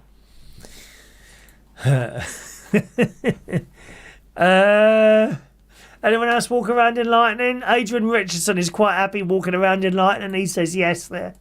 Don't you? George Bond says, 1 minute. Just a thought, Chris. Oh, okay. Adrian Richardson texted in. Yeah, these texts are very slow coming in tonight. Stephen Dagenham loved the Butler's Empire's ABBA Christmas special. Well, we're going to see ABBA, or at least we're going to the ABBA show in Stratford in central London. We're going. Looking forward to seeing that. August. That is August. The when is that? August the. Look at all the stuff I've got on here. Look, busy, dear, busy. Always good to be busy. Busy. August the. Here we are. August the 25th. Very much looking forward to going to see that. August the 25th there. The ABBA show in central London. Good. Pauline Cornwall has sent a picture in. Oh, well, I can't put that on there now, Paul. I can't. It's too clunky to be able to put that on there. I'll have a look at that later. Thank you, Paul. Did you email that then, did you? I ain't got an email from you there. No. Can't see an email from you if you sent it there. Oh, on Facebook. Oh, right, okay. Thank you, Paul. What a strange place to find a tooth. People are always moaning, aren't they? Even when they get something completely free of charge, they continue to moan. Greg's. I think this is Greg's. I've lost my story now. Where's that gone?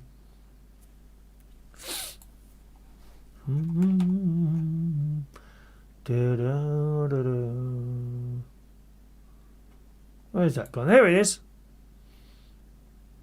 Hey, Jason, you're a fan of Greg's, aren't you?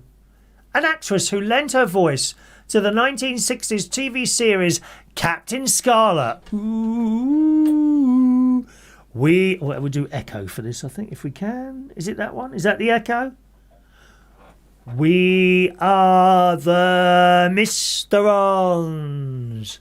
We know you can hear us. Used to have me terrified, that did, on Captain Scarlet. All it was two circular lights. Let's do it again.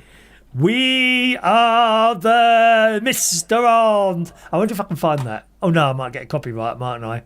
Well, bad enough. We're getting copyright this morning for the other thing. Anyway, an actress who lent her voice to the hit 1960s TV series Captain Scarlet says she was horrified after finding a tooth inside her Greg's takeaway. Honestly, see? You give people something for nothing and they still moan. You should have heard the people moaning when we were giving away prizes. They do nothing but moan. Mr. Something for Nothing. This lady, she's 90 years old. Perhaps she's moaning because she didn't have any teeth to chew the thing. Liz Morgan, 90, ordered the snack at her local branch of Greg's in Eastbourne, East Sussex, only to bite down and find a tooth in her sausage roll. Oh, she should be so lucky. She probably ain't got any of her own anymore, has she? She could have used that. She could have had that surgically implanted into her little gums. Miss Morgan says, I sat down and I was enjoying it, and I was going to be very quick because they were shutting. I was chewing it and I felt something hard. It wasn't like Grizzle, so I took it out and God, it was a tooth. I don't know if it was a porker or human. Probably a pig's would have been safer. Do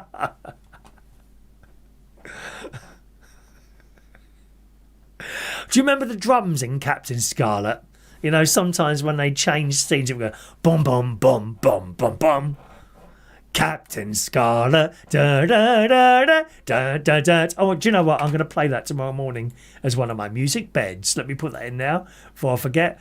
Ba ba ba ba ba ba ba ba ba ba ba da da da. Captain Scarlet, da da da da. Love it. Hang on, let me put that in for tomorrow morning. There it is. I can't play it to you now because of the copyright things. Mrs. Morgan said she was advised to contact Greggs by customer services by the shop manager. She had a long conversation. She was offered £15, the equivalent of 12 sausage rolls. So shut your mouth and enjoy those 12 sausage rolls, you miserable old cow. But she hasn't been in since the incident. Oh, for God's sake, woman. Dear me. Well, of course, if you'd have had the vegan ones, it wouldn't have happened, would it, my darling? You know. The animals are all getting their own back on you all. You keep eating those dead animals. They're getting their own back. Terrible diseases await you, eating poor dead animals. Have you ever found anything like that? I found a fried worm once in some chips years ago.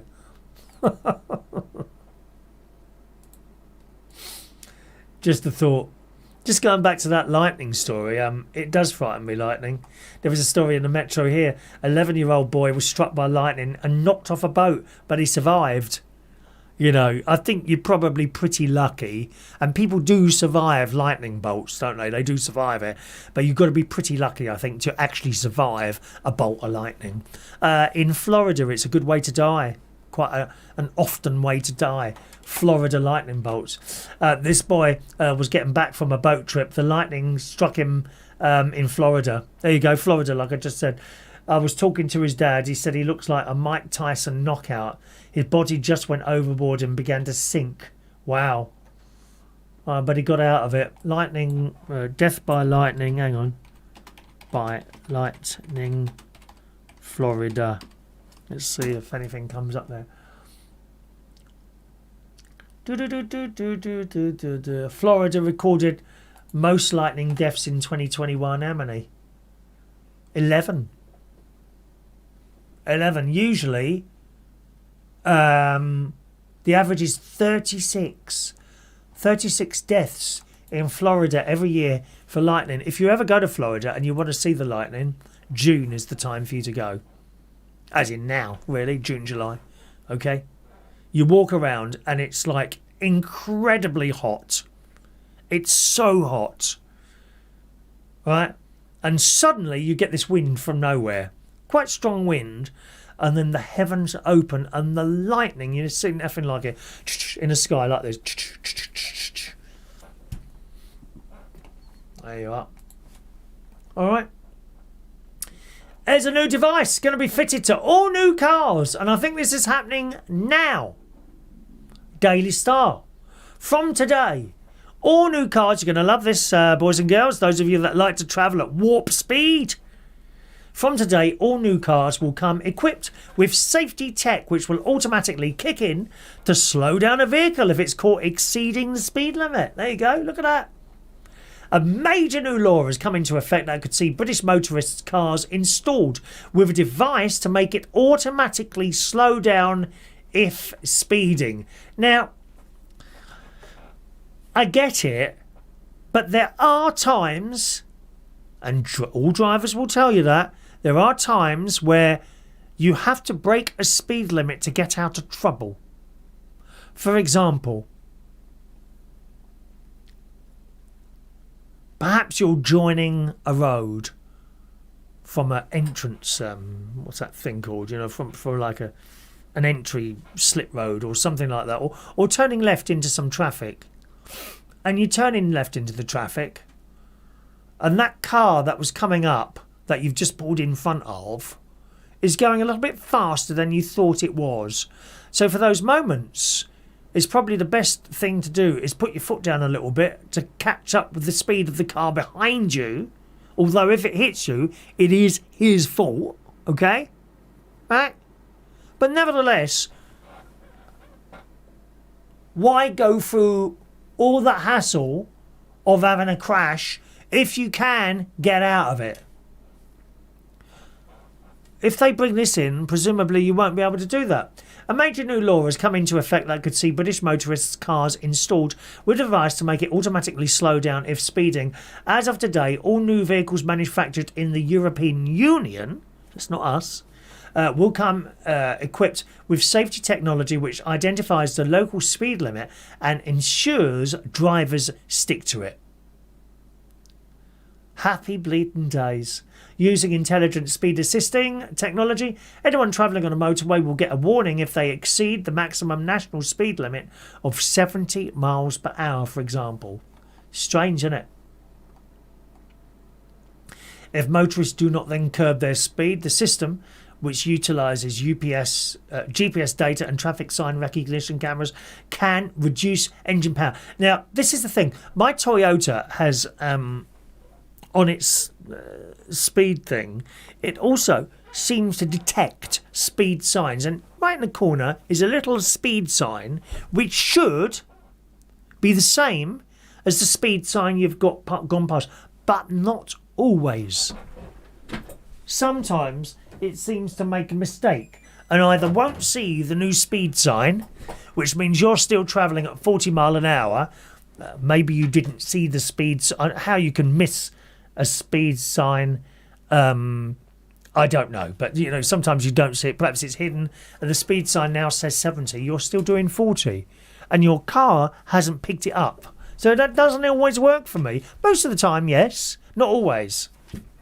My sat-nav thing, that also has the speed limit indicator, Waze, and that's always 99.9% of the time, that's always correct.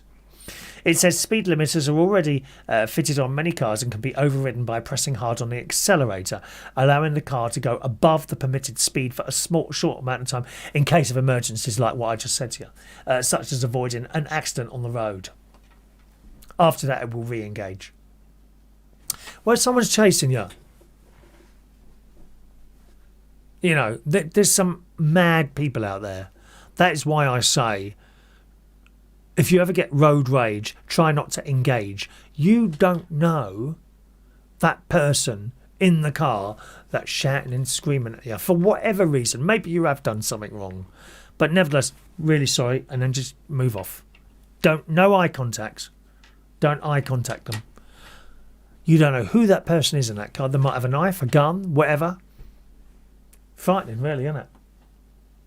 So how do you get away from them if they've got this now? And, you know, it's the argument, well, all cars will have this. Yes, all cars will have that. There'd be ways around that. There's probably blokes on here watching this programme at this very moment who would know how to get around something like that by, I don't know, plugging a USB stick in or doing something with the wires. I wouldn't have a clue, as you well know. Gosh. Wow. Mad, isn't it, eh? I'll just pop in the chat box. Dave Moses says, I think they need to put the brakes on that. Yeah. Are you a fast driver, Dave? I imagine you're a little bit of a tearaway in your car, travelling around the country at warp speed, just like they do in Star Trek Strange New Worlds. The excellent Star Trek that's on now. Eh? Where we go with this? Right, Florida. Rowan, Florida lightning here is insane. Florida lightning is insane, and the pop-up storms happen almost every day between 3 and 5 o'clock. That's what I meant, Rowan, by the pop-up storms. Literally, you know, if you go at this time of year, as Rowan's saying there, in sort of, and you're in Disney. Say you're in Disney or somewhere like that, and you're walking around and it's really hot, uncomfortably hot. And it's the weird, the first indication you get is a sudden wind that appears from nowhere. And then it buckets down and the lightning.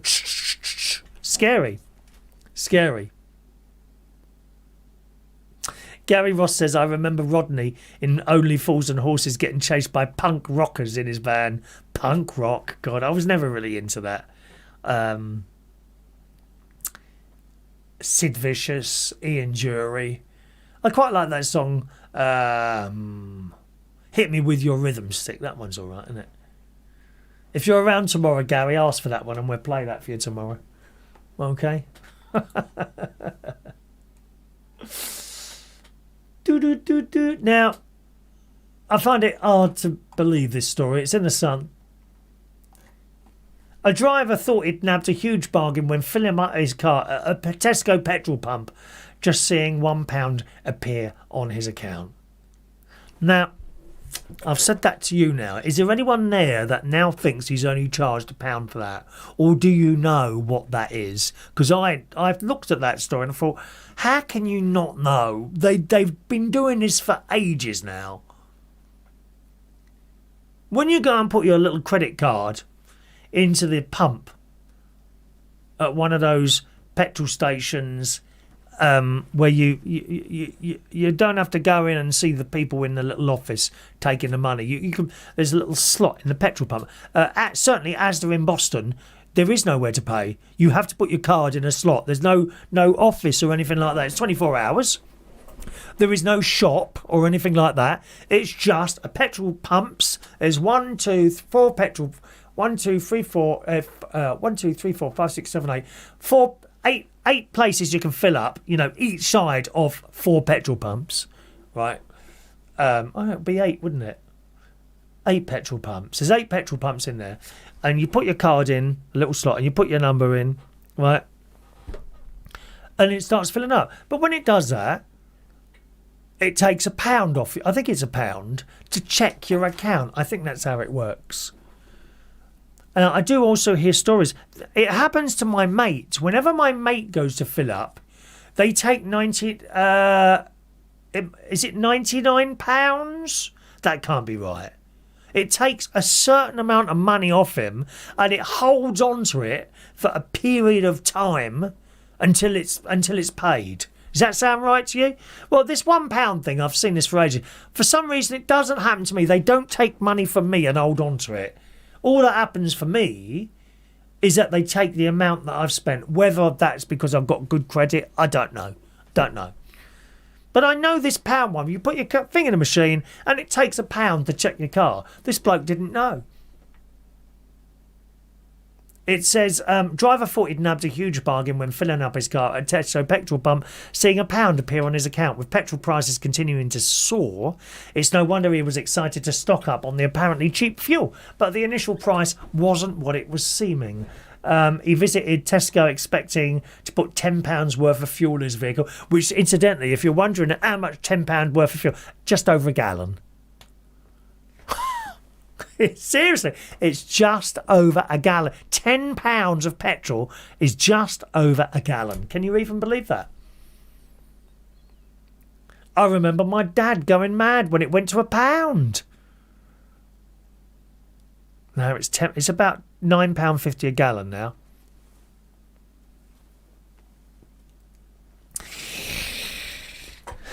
After checking his bank account, he saw only £1 had been taken out, leading him to believe he'd found a massive bargain. Now, I must say, this appeared in the Sun newspaper yesterday, and there's a picture of a petrol pump which says 168.9, so I don't know how old that bleeding picture is there. Making sure not to miss out on the supposed offer, Mike took another 3 trips to the petrol pump, filling up multiple vehicles. So I don't know why he's got so many cars. Each time he filled up, his account appeared to be debited by just £1. How can you not know this? Talking to Facebook to share the bargain with others, he said, it was on my lucky day today. I put a tenner of fuel in and noticed it only took £1 on my card. So I went back round and filled it right up again for just £1. Went home, swapped cars over, filled another one up for £1. So I filled the last car up and that also cost me £1. 3 cars full for £4. So I put it on a couple of chats. I'm letting people know. Oh, what a mug. I wouldn't tell anyone. What if you want more? It'll all be gone by the time you get there, mate. But it didn't take long for fellow Facebook users to spot the mistake, and he soon realised it wasn't a great deal he initially thought it was. Regular fuel customers may be familiar with the error that he made. When filling up a fee is taken out of accounts as a pre-authorization check. Used to be a penny. Do you remember? That used to be a penny. I seem to remember that when I've been buying things in the past. That authorization check used to be a penny. It's £1 now. Surprise, surprise. When filling up, a fee is taken out of accounts. This ring fences cash to cover the cost of the fuel, and then the actual amount is taken later. See, that just doesn't seem to happen to me, because whatever it is now, I think it's about £75, £80 for me to fill up now. And when I get home, usually you put and it goes bing bing, and my American Express, it says £80 pending or something like that. It doesn't say a pound has been taken. I don't know why it doesn't happen to me. You know, I don't know about you, but I only bring the car out to go to work and to go to my sister's. That's it. Very rarely that car comes out of the garage. I walk to most places, or I cycle. If it's raining, I'll take an umbrella. If it's really pouring down with rain and I've got to go to church and play the organ on Sunday, I might get it out there. But generally, my car is only used for absolute necessities. I saw someone put up on Facebook the other day, the days of plenty are over. You know. Will we get a reduction on the tax for petrol? Old Rishi, he's resigned, hasn't he? So I don't know. We got a new. Is it a bloke or a lady doing it? I think it's another bloke, isn't it? Don't know. He's given the job to another bloke now. Will they do anything on it? I don't know. We were supposed to have some big announcement on Tuesday about some changes, but I doubt that'll happen now, because it's all gone tits up, really, isn't it? Back to this story, it says the checks are in place at several supermarkets, and they're there to make sure the customers have enough money in their accounts. In Mike's case, the £1 fee was taken before he eventually charged £40 he owed for his 4 separate trips. I'm not being funny. If you've got that many cars, right, and you go to the who puts £10 worth of petrol in the car? Why didn't you just... I don't get it. I know all that business just putting 10 quid in. I know for some people it's just how it is. You've not got much money to spend on stuff, you know. I get that. But I don't know. Strange, isn't it? I'm really sorry about these texts. They're very slow coming in tonight. We got some now. John Parrish, seriously, these texts, what usually happens is they just drop down on the screen as they come in. That's not happening tonight. I'm having to kind of go between two things and get them to come in manually. John Parrish says, talking about lightning, Chris, reminds me of my mother. She used to say, don't go near the window or near a mirror. Yes, that's right. When it's thunder and lightning, as it could hit you. I've heard that before as well. Does it matter if the window's open or not? I've often wondered that. You know, with lightning, I'm sure someone, maybe Mum, told me to close the window when it's lightning. So if that window is closed, does the lightning not come through the window? I wonder if that's the case. Because certainly when you think about it, you know, like the like security cameras. You know those security cameras, and they've got the little PRI sensor on there, right? So if one walks past, and I've got several of these cameras here and at the caravan, someone walks past, you go, hello, someone walking past, bing, and it starts recording. That doesn't work behind glass. If you've got glass in front of it, it won't work. It has to be out there, sort of beyond the glass. I wonder if that's the same with lightning, John.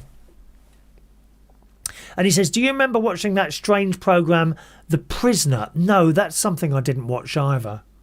Now, see, look, you sent this in 20 minutes ago, this message. It's only just got here. Look at that, eh? Strange, isn't it? Maureen, thank you for getting me the radio shows. I can still get your live shows on YouTube. You'll be able to get these, of course, Maureen. I'm just so disappointed that you're not, because I know how much you enjoyed that, my love, and it was set up just for you. But you heard the email there, and I'm really sorry. If there was another way of doing it, believe me, I would try and do it. But you don't have a web browser, do you? Perhaps when DJ Chris, I think he comes to your house sometimes, doesn't he, DJ Chris? Perhaps he could have a look at your telly and see if there's anything else you could do. What you'd need is a web browser where you can type in like www. But I don't think you've got one of those.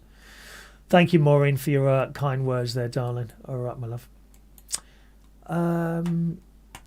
Let's just redo that again. 1, 2, 3, 4, 5, 6. They're all done there. Let's just clear those down. I don't know why this isn't not working at all well tonight, is it? So if you've sent a text, anyone who's sent a text, we've been having a little trouble. Now and again we have trouble with this text thing. There's no use screaming and shouting, use another one.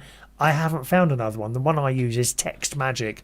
The idea is you've got the number there, which I pay for. I have to pay monthly for that number. And you text in and it comes through. You could say, well, why don't you just get a mobile phone? Well, that's great. And it was sitting there with a mobile bleeding phone. Just doesn't look good. Doesn't look good. Thank you, Maureen. And finally on the show today. Finally, well, it sound like news at 10, don't I? Finally on the show today, there are jobs that people just don't want to retire from. Has anyone got one of those or had one of those and you've had to retire? What job was it? Or what job is it? I am in a job that I don't want to retire from. I always thought that would be the DJing.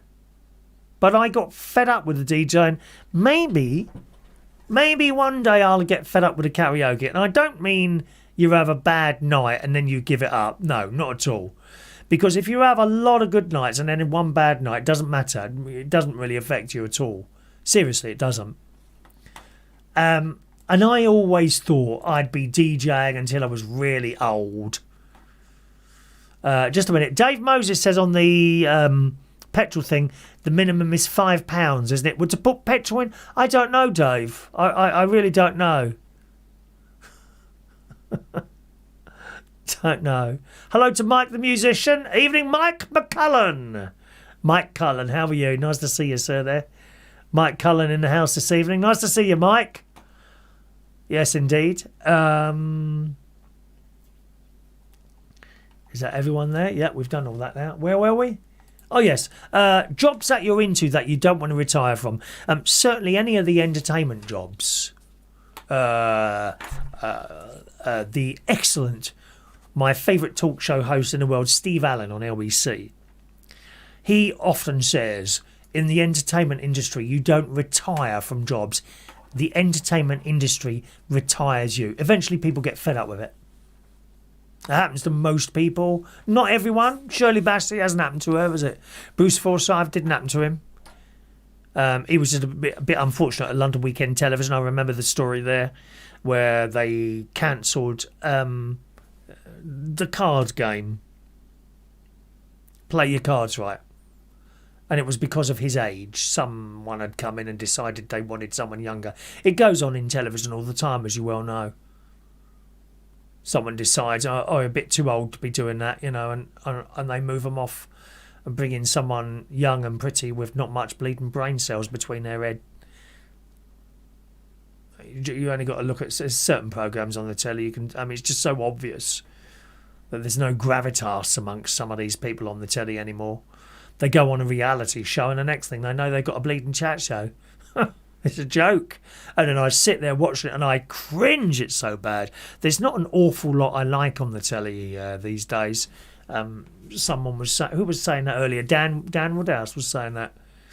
I mean, I like drama. The quiz shows leave me cold. I like The Wheel. And that's about the one with Bradley Walsh, but I don't really watch it.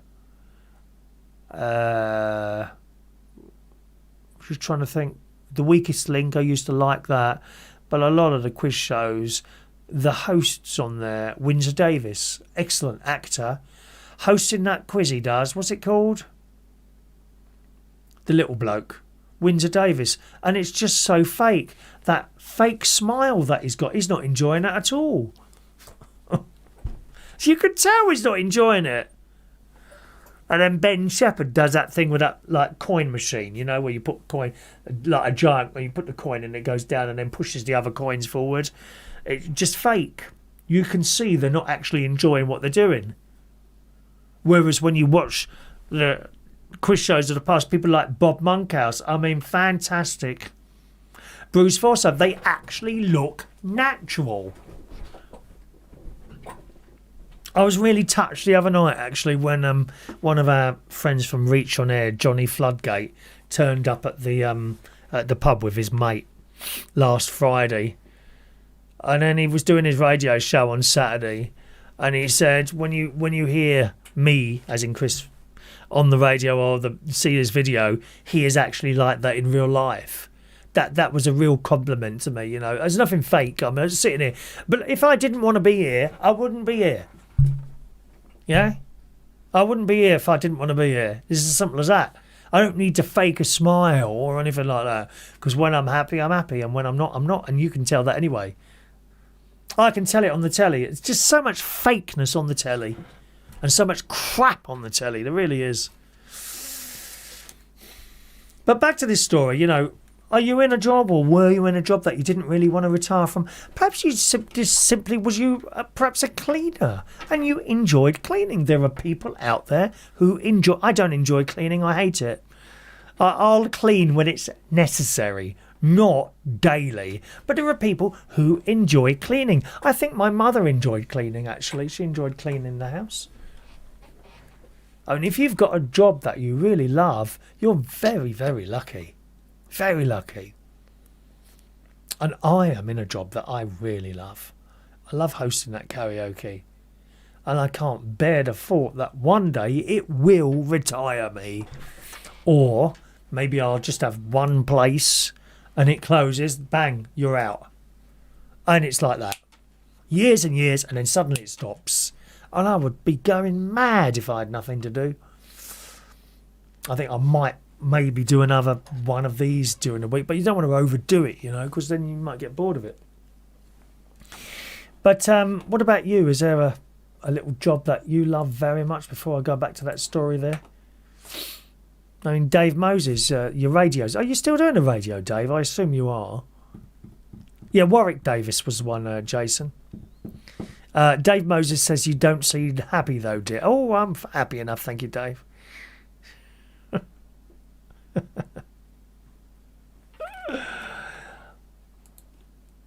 This lady works on an airline. Here's a picture of her.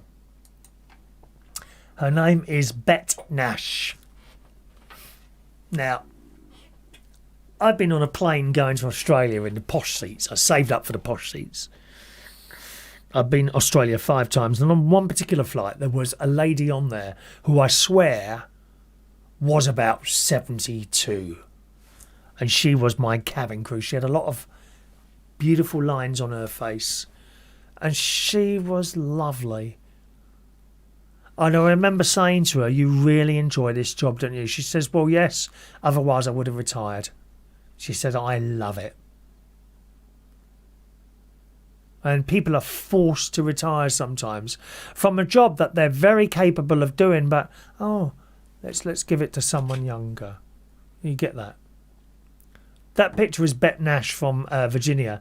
She is the oldest and longest serving flight attendant in the world. She is 86 years old.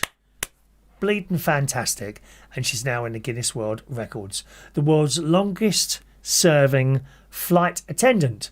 Started flying in 1957 and remembers a time when passengers would pay at the plane door like it was a bus. Did you know that? I never knew you did that. I bet Ryanair would like to do that before all the security stuff came. Look at how the world is now. You used to be able to just get on a plane and pay at the door. Now you've got all the security and passports and everything. Mrs. Nash said times have changed in her near 65-year career, and said that airlines used to go to her home to check up on whether she was single or as having a partner was banned in those days when she started doing it. The airline also weighed her before shifts and could suspend her if she gained too much weight, she says. Well, I mean, there is a sort of understandable point to that, isn't there? If you're too fat, I mean, which people don't say, oh, you can't say the word fat. Well, what is it then? Old Marion Margols, or whatever her name is, you know, the lovely lady. She said that once on This Morning. She said, the trouble is you're too fat. And Holly Willoughby and Phil said, oh, you can't say that. What can't I say? She said, well, what is it then? I'm fat. What is it? Well, you shouldn't really say that. It's fat. You thickos, fat. And the point is, if you are that big, how on earth are you going to get up and down that aisle? Because it's only narrow. And there is common sense to that, isn't there? All right, you don't have to be stick thin, but if you're too big, you're not going to be able to do the job properly. And worse than that, if some safety issue comes up, doesn't it? You've got to be able to move fairly quickly. I get that. It says that you had to be a certain height, you had to be a certain weight. It used to be horrible. You put on a few pounds and then you had to keep weighing yourself, and then if you stayed that way, they'd take you off the payroll. That's what Bet says.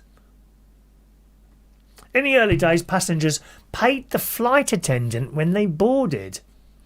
Her service means she's been allowed to pick her route and has largely stayed loyal to the New York to Washington Boston shuttle. She said flights cost $12 between New York and Washington in the early days. We used to pass out cigarettes and matches on the flight after the meal. I would go around with Kents and Marlboros. She still attends regular flight attendant training. Brilliant. She wanted to be a flight attendant from the first moment she got on an airplane. I think a lot of people want to. It's blooming hard work. They work very hard. But they get the benefit. I think they're not on particularly good money, air flight attendants, aren't they? But they get all sorts of things like free flights and all that, don't they?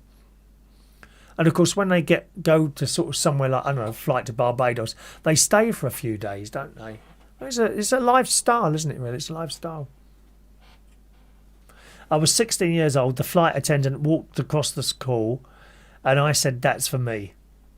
And of course, all the uniforms and all that. I mean, the best dressed airplane host and hostesses have got to be Virgin Airways. They look fantastic. Do you remember that the advert for Virgin when they're walking through this airport in their like red uniforms, and the British Airways, they're kind of looking down their nose like that. Who do they think they are? And they're just walking through them all. Love that advert. She says, gone are the days of technology is what's changed the job the most. Gone are the days of handwritten tickets for seat assignments and chalkboards. And the uniform has also changed drastically. So that's great, isn't it, a job that she doesn't want to stop doing at 82. Why should she anyway? Why should she be forced to stop doing that job? There we are.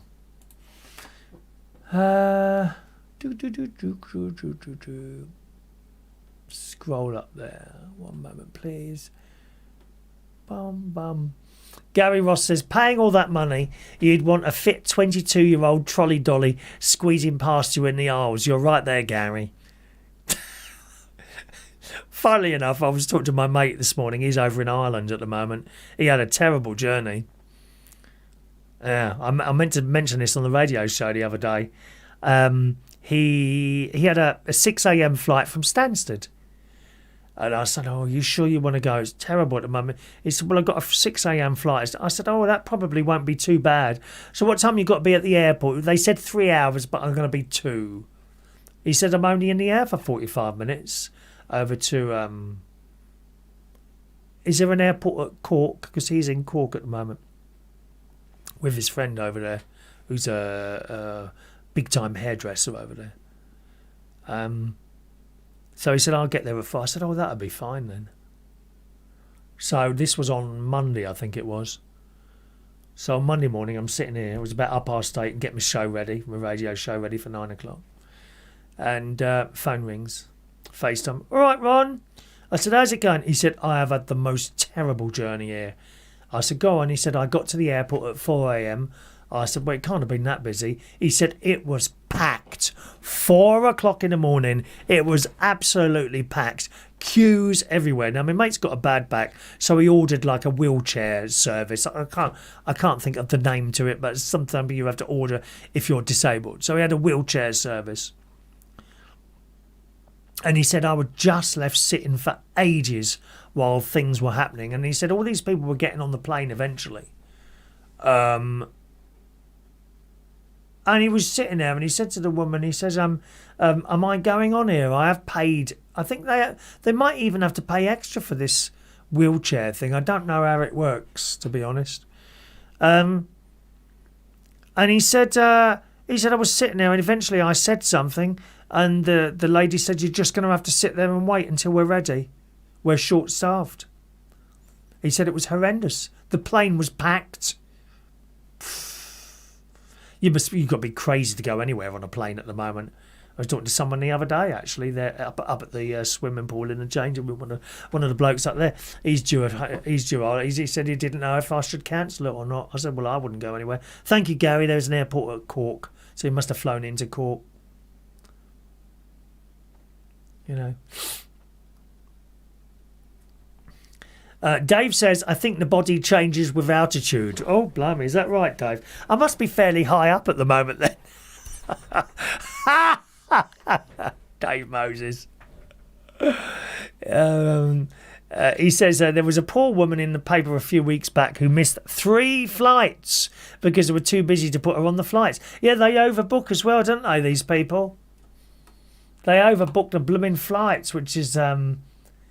I think that's quite naughty doing that, to be honest, overbooking the flights. Anyway, we're going to stop there. Thanks ever so much for joining us on the show this morning, boys and girls. Are you around tomorrow morning? I'm doing my little radio show tomorrow. There it is.